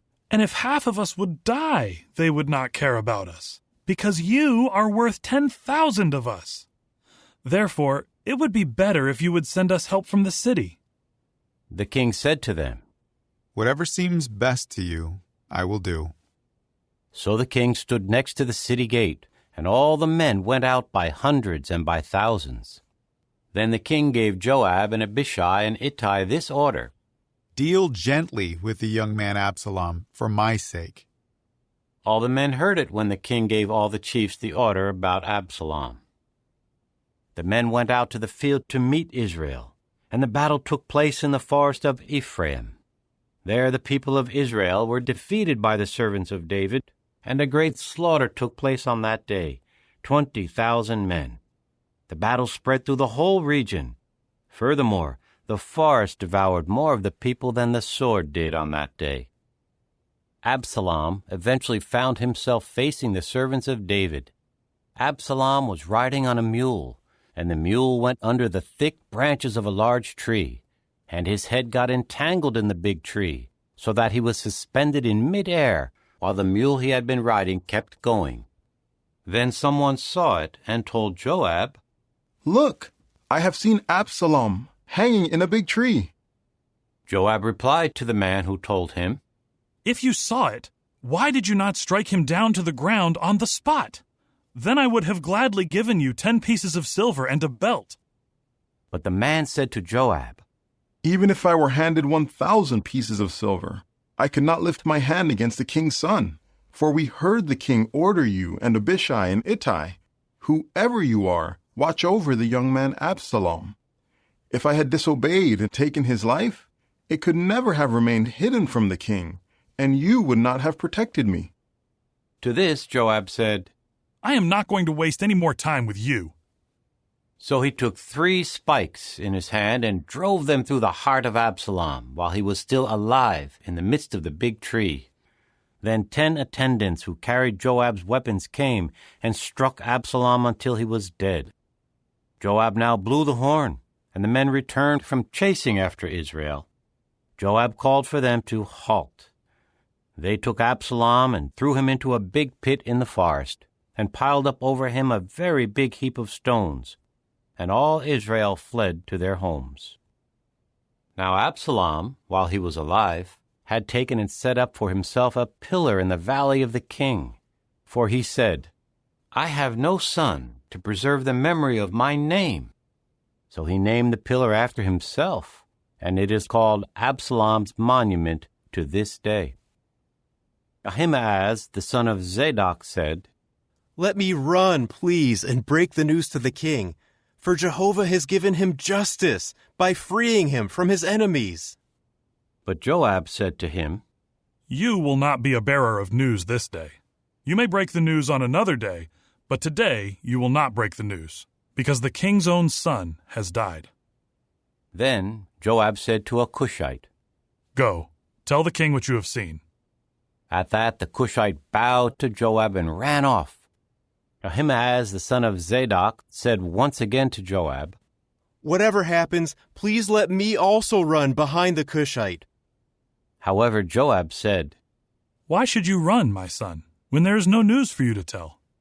Still he said, "Whatever happens, let me run." So Joab said to him, "Run." And Ahimaaz ran by the way of the district of the Jordan, and he eventually overtook the Cushite. Now David was sitting between the 2 city gates, and the watchman went up to the roof of the gate by the wall. He looked up and saw a man running by himself. So the watchman called out and told the king. The king said, "If he is by himself, he has news to tell." As he came steadily nearer, the watchman saw another man running. The watchman then called to the gatekeeper, "Look, another man running by himself." The king said, "This one is also bringing news." The watchman said, "I can see that the first man runs like Ahimaaz, the son of Zadok." So the king said, "He is a good man, and he comes with good news." Ahimaaz then called out to the king, "All is well." With that he bowed to the king with his face to the ground.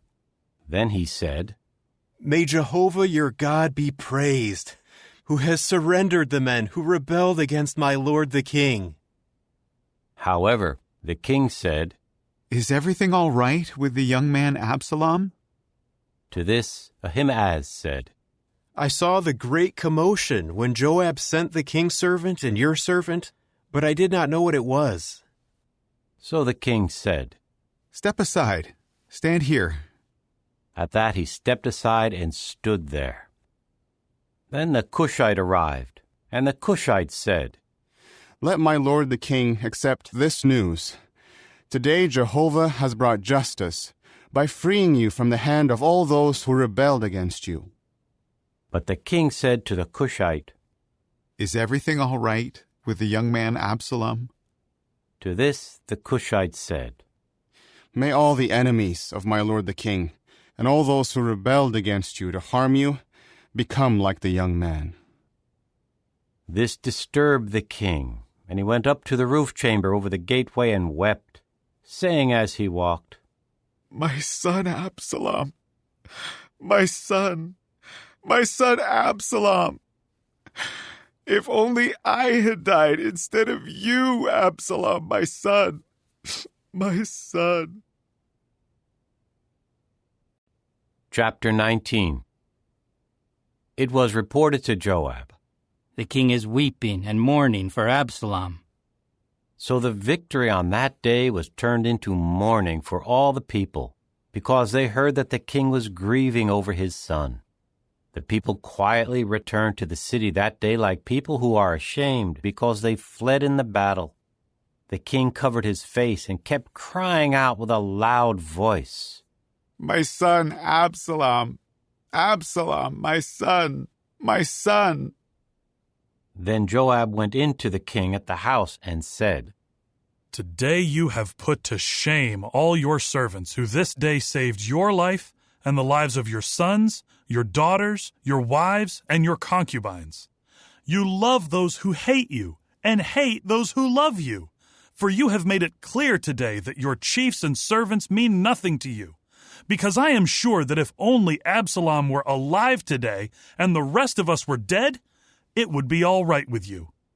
Now get up, go out and reassure your servants, because by Jehovah I swear that if you do not go out, not a man will remain with you tonight.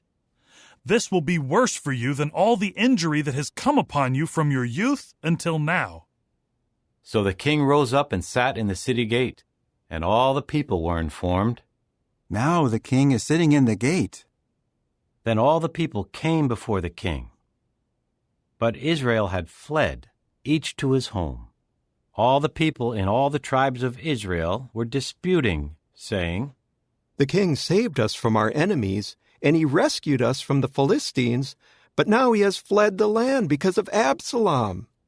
And Absalom, whom we anointed over us, has died in the battle. So now why are you doing nothing to bring the king back? King David sent this message to Zadok and Abiathar the priests. Speak to the elders of Judah, saying, Why should you be the last ones to bring the king back to his house, when the word of all Israel has come to the king at his house? You are my brothers. You are my own bone and flesh. Why should you be the last ones to bring the king back? And you should say to Amasa, Are you not my own bone and flesh? So may God do to me and add to it if you will not become my army chief from now on instead of Joab. So he won over the hearts of all the men of Judah as one man, and they sent word to the king, Come back, you and all your servants. The king started back and reached the Jordan, and the people of Judah came to Gilgal to meet the king and to escort him across the Jordan. Then Shimei the son of Gera, the Benjaminite from Bahurim, hurried down with the men of Judah to meet King David, and there were 1,000 men from Benjamin with him. Also Ziba, the attendant of the house of Saul, with his 15 sons and 20 servants, rushed down to the Jordan ahead of the king. He crossed the ford to bring the king's household across, and to do whatever he desired. But Shimei the son of Gera fell down before the king when he was about to cross the Jordan. He said to the king, Do not let my lord hold me guilty, and do not remember the wrong your servant did on the day that my lord the king went out of Jerusalem. May the king not take it to heart, for your servant well knows that I have sinned. So today I have been the first of all the house of Joseph to come down to meet my lord the king. At once Abishai the son of Zeruiah said, Should not Shimei be put to death for this, because he cursed the anointed of Jehovah? But David said, What does this have to do with you, you sons of Zeruiah, that you should act against me today? Should anyone be put to death today in Israel? For do I not know that today I am king over Israel? Then the king said to Shimei, You will not die. And the king gave him his oath. Mephibosheth, the grandson of Saul, also came down to meet the king. He had not cared for his feet, or trimmed his mustache, or washed his garments from the day the king left until the day he returned in peace. When he came to Jerusalem to meet the king said to him, Why did you not go with me, Mephibosheth? To this he said, My lord the king, my servant tricked me. For your servant had said, Let me get my donkey saddled, so that I may ride on it and go with the king, for your servant is crippled. But he slandered your servant to my lord the king. However, my lord the king is like an angel of the true God. So do whatever seems good to you. All the household of my father could have been doomed to death by my lord the king. And yet you placed your servant among those eating at your table. So what right do I have to cry out further to the king? However, the king said to him, Why keep on speaking like this? I have decided that you and Ziba should share the field. At this Mephibosheth said to the king, Let him take it all, now that my lord the king has come to his house in peace. Then Barzillai the Gileadite came down from Rogelim to the Jordan to escort the king to the Jordan. Barzillai was very old, 80 years of age, and he supplied the king with food while he was staying in Mahanaim, for he was a very wealthy man. So the king said to Barzillai, Cross over with me, and I will supply you with food in Jerusalem. But Barzillai said to the king, How many days of my life are left that I should go up with the king to Jerusalem? I am 80 years old today. Can I discern between good and bad? Can I, your servant, taste what I eat and drink? Can I still listen to the voice of male and female singers? So why should your servant be an added burden to my lord the king? It is enough that your servant could bring the king to the Jordan. Why should the king repay me with this reward?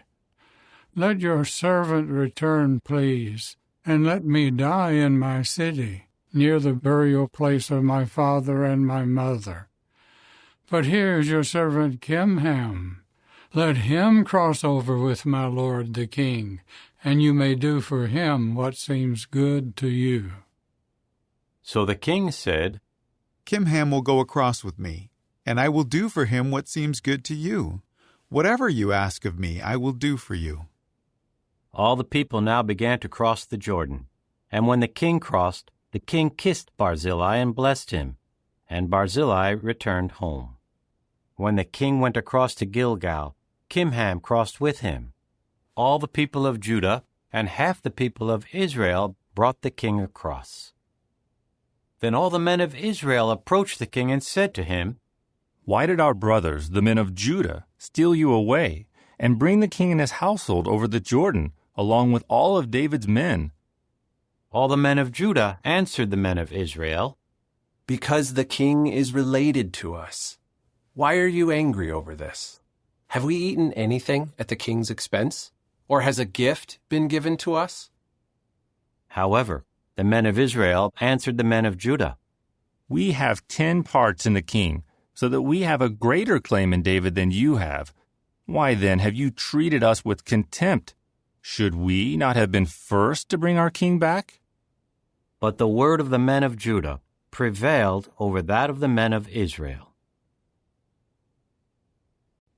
Chapter 20. Now there was a troublemaker named Sheba, the son of Bichri, a Benjaminite. He blew the horn and said, We have no share in David, and we have no inheritance in the son of Jesse. Everyone to his gods, O Israel. At that, all the men of Israel quit following David to follow Sheba the son of Bichri. But the men of Judah stuck to their king, from the Jordan to Jerusalem. When David came to his house at Jerusalem, the king took the 10 concubines he had left behind to take care of the house, and he put them in a house under guard. He supplied food to them, but he did not have any relations with them. They remained in confinement until the day of their death, living as if they were widows, even though they had a living husband. The king now said to Amasa, "Call the men of Judah together to me within 3 days, and you also should be here." So Amasa went to call Judah together, but he came later than the set time that had been appointed for him. Then David said to Abishai, "Sheba the son of Bichri made to us more harm than Absalom did. Take the servants of your Lord and chase after him, so that he may not find fortified cities and escape from us." So the men of Joab, the Kerethites, the Pelethites, and all the mighty men went out after him. They left Jerusalem to chase after Sheba the son of Bichri. When they were near the great stone in Gibeon, Amasa came to meet them. Now Joab was wearing his battle clothing, and he had a sword in its sheath strapped to his hip. When he stepped forward, the sword fell out. Joab said to Amasa, "Are you all right, my brother?" Then with his right hand, Joab took hold of Amasa's beard as if to kiss him. Amasa was not on guard against the sword that was in Joab's hand, and Joab stabbed him with it in the abdomen, and his intestines spilled out on the ground. He did not have to stab him again. Once was enough to kill him. Then Joab and his brother Abishai chased after Sheba the son of Bichri. One of Joab's young men stood by him and was saying, "Whoever is on Joab's side and whoever belongs to David, let him follow Joab." All the while Amasa was wallowing in his blood in the middle of the road. When the man saw that all the people were stopping, he moved Amasa from the road to the field. Then he threw a garment over him, because he saw that everyone was stopping when they came up to him. After he had removed him from the road, all the men followed Joab to chase after Sheba the son of Bichri. Sheba passed through all the tribes of Israel to Abel of Bethmaachah. The Bichrites gathered together and also went in after him. Joab and his men came and besieged him in Abel of Bethmaachah and raised up a siege rampart against the city, as it was standing within a rampart. And all the men with Joab were undermining the wall to knock it down. And a wise woman called out from the city, "Listen, men, listen! Please tell Joab, 'Come here, and let me speak to you.'" So he went near to her, and the woman said, "Are you Joab?" He replied, "I am." At this she said to him, "Listen to the words of your servant." He said, "I am listening." She continued, "They would always say, in the past, 'Let them inquire in Abel,' and that was the end of the matter. I represent the peaceable and faithful ones of Israel. You are seeking to destroy a city that is like a mother in Israel. Why should you do away with the inheritance of Jehovah?" Joab answered, "It is unthinkable for me to do away with it and destroy it. That is not the case at all. Rather, a man named Sheba, the son of Bichri, from the mountainous region of Ephraim, has rebelled against King David. If you hand over this one man, I will withdraw from the city." Then the woman said to Joab, "Look, his head will be thrown over the wall to you." At once the wise woman went in to all the people, and they cut off the head of Sheba the son of Bichri and threw it to Joab. At that he blew the horn, and they dispersed from the city, each one to his home, and Joab returned to Jerusalem to the king. Now Joab was in charge of all the army of Israel. Benaiah the son of Jehoiada was over the Kerethites and the Pelethites. Adoram was over those conscripted for forced labor. Jehoshaphat the son of Ahilud was the recorder. Sheva was the secretary. Zadok and Abiathar were priests. And Ira the Jairite also became a chief minister for David. Chapter 21. Now there was a famine in the days of David for 3 consecutive years. So David consulted Jehovah. And Jehovah said, "There is blood guilt on Saul and on his house, because he put the Gibeonites to death." So the king called the Gibeonites and spoke to them. Incidentally, the Gibeonites were not Israelites, but Amorites who remained, and the Israelites had sworn to spare them. But Saul sought to strike them down in his zeal for the people of Israel and Judah. David said to the Gibeonites, "What should I do for you, and how can I make atonement so that you will bless the inheritance of Jehovah?" The Gibeonites said to him, "It is not a matter of silver or gold for us in connection with Saul and his household, nor can we put any man to death in Israel." At that he said, "Whatever you say, I will do for you." They said to the king, "The man who exterminated us and schemed to annihilate us from living anywhere in the territory of Israel, let 7 of his sons be given to us. We will hang their dead bodies before Jehovah in Gibeah of Saul, the chosen one of Jehovah." The king then said, "I will hand them over." However, the king showed compassion for Mephibosheth, the son of Jonathan, the son of Saul, because of the oath made before Jehovah between David and Jonathan, the son of Saul. So the king took Armoni and Mephibosheth, the 2 sons of Rizpah, the daughter of Aiah, whom she bore to Saul, and the 5 sons of Michal, the daughter of Saul, whom she bore to Adriel, the son of Barzillai, the Maholathite. Then he handed them over to the Gibeonites, and they hung their dead bodies on the mountain before Jehovah.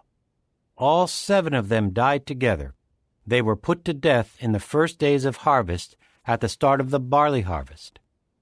Then Rizpah, the daughter of Aiah, took sackcloth and spread it out on the rock from the start of harvest until rain poured down from the heavens on the bodies. She did not allow the birds of the heavens to land on them by day, nor the wild beasts of the field to come near by night. David was told what Saul's concubine Rizpah, the daughter of Aiah, had done. So David went and took the bones of Saul and the bones of his son Jonathan from the leaders of Jabesh-Gilead, who had stolen them from the public square of Bethshan, where the Philistines had hung them, on the day that the Philistines struck down Saul on Gilboa. He brought the bones of Saul and the bones of his son Jonathan up from there, and they also gathered the bones of the men who had been executed. Then they buried the bones of Saul and of Jonathan his son in the land of Benjamin and Zelah, in the tomb of Kish his father. After they did everything that the king had commanded, God listened to their entreaties for the land. Once again there was war between the Philistines and Israel. So David and his servants went down and fought the Philistines, but David became exhausted. A descendant of the Rephaim named Ishbi-Benob, whose copper spear weighed 300 shekels, and who was armed with a new sword, intended to strike David down.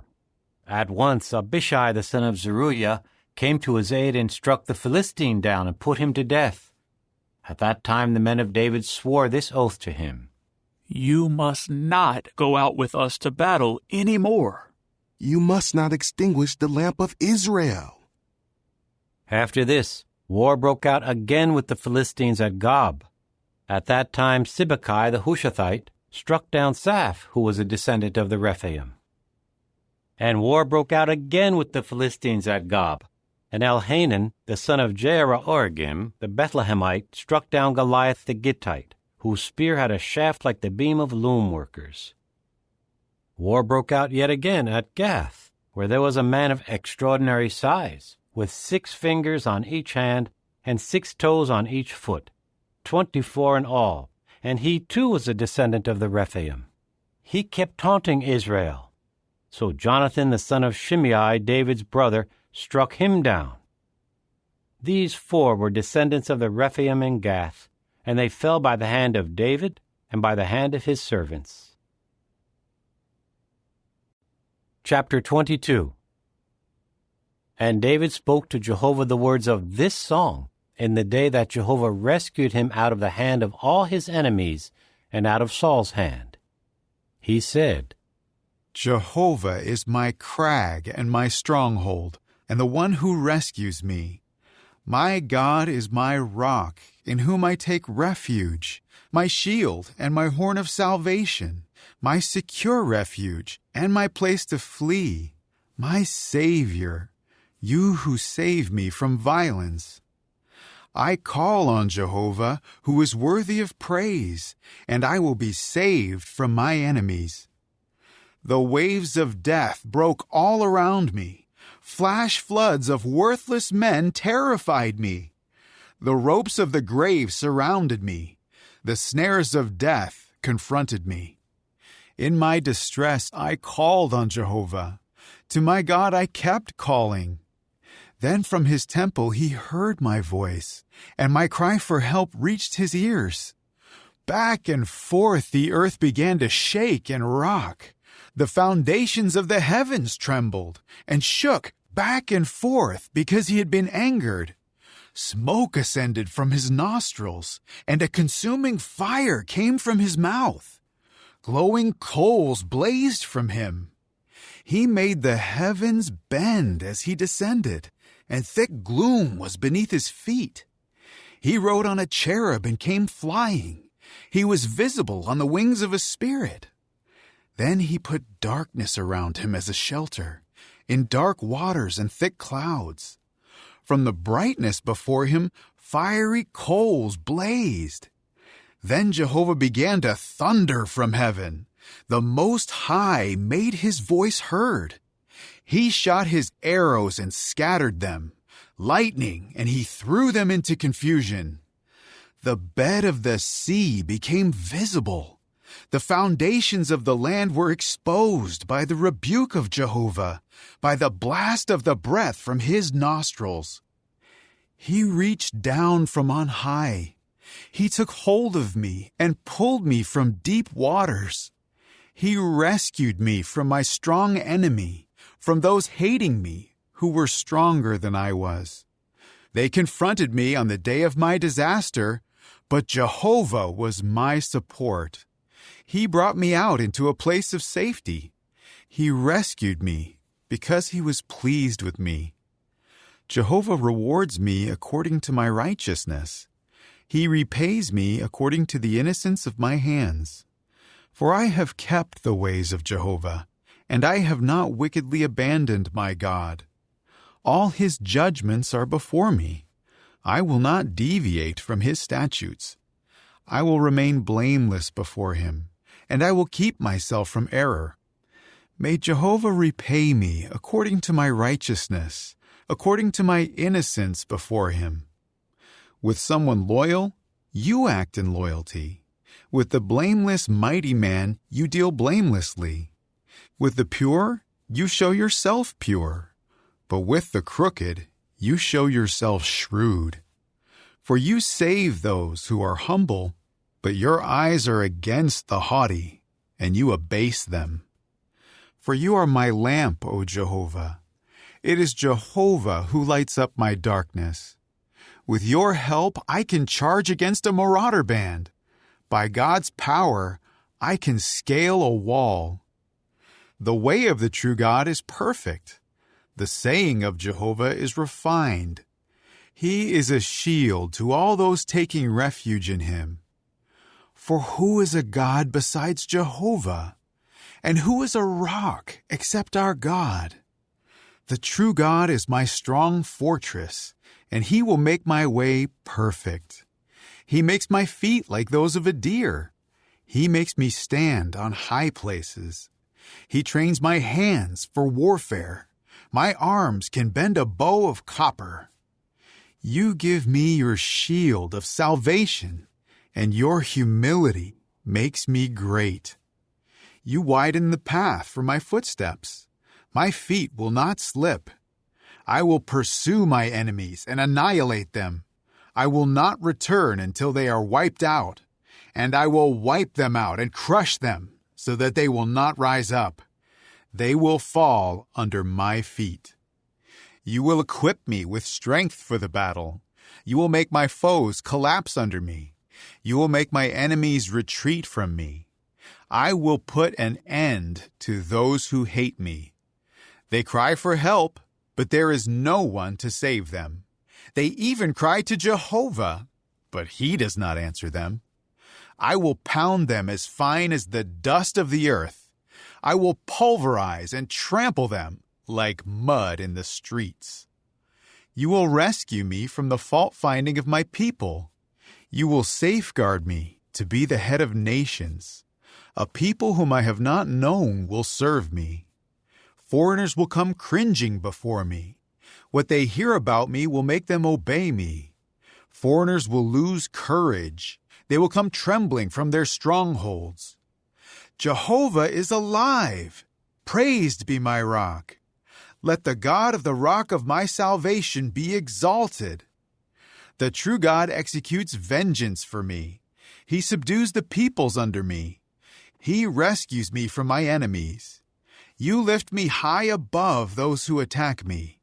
You save me from the man of violence. That is why I will thank you, O Jehovah, among the nations, and to your name I will sing praises. He performs great acts of salvation for his king. He displays loyal love to his anointed one, to David and his offspring forever. Chapter 23. These are the last words of David. The word of David, the son of Jesse, and the word of the man who was raised on high, the anointed of the God of Jacob, the pleasant singer of the songs of Israel. The Spirit of Jehovah spoke through me. His word was on my tongue. The God of Israel spoke. To me, the Rock of Israel said, when the one ruling over mankind is righteous, ruling in the fear of God, it is like the morning light when the sun shines, a morning without clouds. It is like the brightness after the rain, making grass sprout from the earth. Is not my house like that before God? For he has made an eternal covenant with me, arranged in every detail and secured. Because it means my complete salvation and all my delight, is that not why he makes it flourish? But worthless men are all thrown away like thorn bushes, for they cannot be taken with the hand. When a man touches them, he should be fully armed with iron and the shaft of a spear, and they should be completely burned up with fire in their place. These are the names of David's mighty warriors. Joshabbath-Shebeth, a Tekemonite, the head of the three. He brandished his spear over 800 slain at one time. Next to him, Eleazar, the son of Dodo, the son of Ahohi, was among the three mighty warriors with David when they taunted the Philistines. They had gathered there for the battle, and when the men of Israel retreated, he stood his ground and kept striking down the Philistines until his arm grew weary and his hand became stiff from gripping the sword. So Jehovah brought about a great victory on that day, and the people returned behind him to strip the slain. Next to him was Shammah, the son of Agi the Hararite. The Philistines gathered together at Lehi, where there was a plot of land full of lentils, and the people fled because of the Philistines. But he took his stand in the middle of the field and defended it, and kept striking down the Philistines, so that Jehovah brought about a great victory. 3 of the 30 headmen went down during the harvest to David at the cave of Adullam, and a company of the Philistines was camped in the valley of Rephaim. David was then in the stronghold, and an outpost of the Philistines was in Bethlehem. Then David expressed his longing. If only I could have a drink of the water from the cistern by the gate of Bethlehem. At that, the 3 mighty warriors forced their way into the camp of the Philistines and drew water from the cistern by the gate of Bethlehem and brought it to David. But he refused to drink it and poured it out to Jehovah.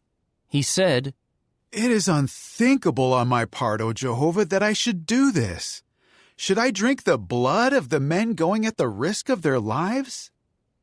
So he refused to drink it. These are the things that his 3 mighty warriors did. Abishai, the brother of Joab, the son of Zeruiah, was the head of another 3. He brandished his spear over 300 slain, and he had a reputation like the 3. Although he was the most distinguished of the other three and he was their chief, he did not attain to the rank of the first three. Benaiah the son of Jehoiada was a courageous man who performed many exploits in Kabzeel. He struck down the 2 sons of Ariel of Moab, and he descended into a water pit on a snowy day and killed a lion. He also struck down an Egyptian man of extraordinary size. Though the Egyptian had a spear in his hand, he went against him with a rod and snatched the spear away from the Egyptian's hand and killed him with his own spear. These things Benaiah the son of Jehoiada did, and he had a reputation like that of the 3 mighty warriors. Although he was distinguished even more than the 30, he did not attain to the rank of the 3. However, David appointed him over his own bodyguard. Asahel the brother of Joab was among the 30. Elhanan the son of Dodo of Bethlehem, Shammah the Harodite, Elika the Harodite, Helez the Paltite, Ira the son of Ikash the Tekoite, Abiezer the Anathothite, Mebunai the Hushathite, Zalmon the Ahohite, Meharai the Netophathite, Heleb the son of Baanah the Netophathite, Ittai the son of Ribai of Gibeah of the Benjaminites, Benaiah a Pirathonite, Hiddai of the Wadis of Gaash, Abi-Albin the Arbathite, Asmaveth the Barhumite, Eliabah the Shaalbonite, the sons of Jashan, Jonathan, Shammah the Hararite, Ahiam the son of Sherar the Hararite, Eliphalet the son of Ahasbai the son of the Maacathite, Eliam the son of Ahithophel the Gilonite, Hezro the Carmelite, Paarai the Arbite, Igal the son of Nathan of Zobah, Bani the Gadite, Zelek the Ammonite, Naharai the Beerothite, the armor-bearer of Joab the son of Zeruiah, Ira the Ithrite, Gareb the Ithrite, and Uriah the Hittite, 37 in all. Chapter 24. The anger of Jehovah again blazed against Israel when one incited David against them, saying, "Go, take account of Israel and Judah." So the king said to Joab, the chief of the army who was with him, "Please go through all the tribes of Israel, from Dan to Beersheba, and register the people, so that I may know the number of the people." But Joab said to the king, "May Jehovah your God multiply the people 100 times, and may the eyes of my lord the king see it. But why does my lord the king want to do such a thing?" But the king's word prevailed over Joab and the chiefs of the army. So Joab and the chiefs of the army went out from before the king to register the people of Israel. They crossed the Jordan and camped at Aroer, to the right of the city in the middle of the valley, and they went toward the Gadites and on to Jazer. After that, they went on to Gilead and the land of Tatim-Hadshai, and continued to Dan-Jahan, and went around to Sidon. Then they went to the fortress of Tyre, and all the cities of the Hivites and of the Canaanites. And finally they ended up in the Negeb of Judah, at Beersheba. Thus they went through all the land, and came to Jerusalem at the end of 9 months and 20 days. Joab now gave to the king the number of the people who were registered. Israel amounted to 800,000 warriors armed with swords, and the men of Judah were 500,000. But David's heart was struck with remorse after he had numbered the people. David then said to Jehovah, "I have sinned greatly by doing this. And now, Jehovah, please forgive your servant's error, for I have acted very foolishly." When David got up in the morning, Jehovah's word came to Gad the prophet, David's visionary, saying, "Go and say to David, this is what Jehovah says. I am giving you 3 options. Choose the one that I should bring on you." So Gad came in to David and told him, "Should 7 years of famine come on your land? Or should you flee for 3 months from your adversaries while they pursue you? Or should there be 3 days of pestilence in your land? Now consider carefully what I should reply to the one who sent me." So David said to Gad, It is very distressing to me. Let us fall, please, into the hand of Jehovah, for his mercy is great. But do not let me fall into the hand of man. Then Jehovah sent a pestilence on Israel from the morning until the designated time, so that 70,000 of the people from Dan to Beersheba died. When the angel stretched out his hand toward Jerusalem to destroy it, Jehovah felt regret over the calamity, and he said to the angel bringing destruction among the people, "It is enough. Now let your hand drop." Jehovah's angel was close to the threshing floor of Araunah the Jebusite. When David saw the angel who was striking the people down, he said to Jehovah, I am the one who sinned, and I am the one who did wrong. But these sheep, what have they done? Let your hand please come against me and my father's house. So Gad came in to David on that day and said to him, "Go up, set up for Jehovah an altar on the threshing floor of Araunah the Jebusite." So David went up at the word of Gad, as Jehovah had commanded. When Araunah looked down and saw the king and his servants coming toward him, Araunah immediately went out and bowed down to the king with his face to the ground. Araunah asked, "Why has my lord the king come to his servant?" David replied, To buy from you the threshing floor, in order to build an altar to Jehovah, so that the scourge against the people may be halted. But Araunah said to David, "Let my lord the king take it and offer up what seems good to him. Here are cattle for the burnt offering, and the threshing sledge, and the equipment of the cattle for the wood. All of this, O king, Araunah gives to the king." Then Araunah said to the king, "May Jehovah your God show you favor." However, the king said to Araunah, No, I must buy it from you for a price. I will not offer up to Jehovah my God burnt sacrifices that cost me nothing. So David bought the threshing floor and the cattle for 50 silver shekels. And David built an altar there to Jehovah, and offered up burnt sacrifices and communion sacrifices. Jehovah then responded to the entreaty for the land, and the scourge against Israel was halted.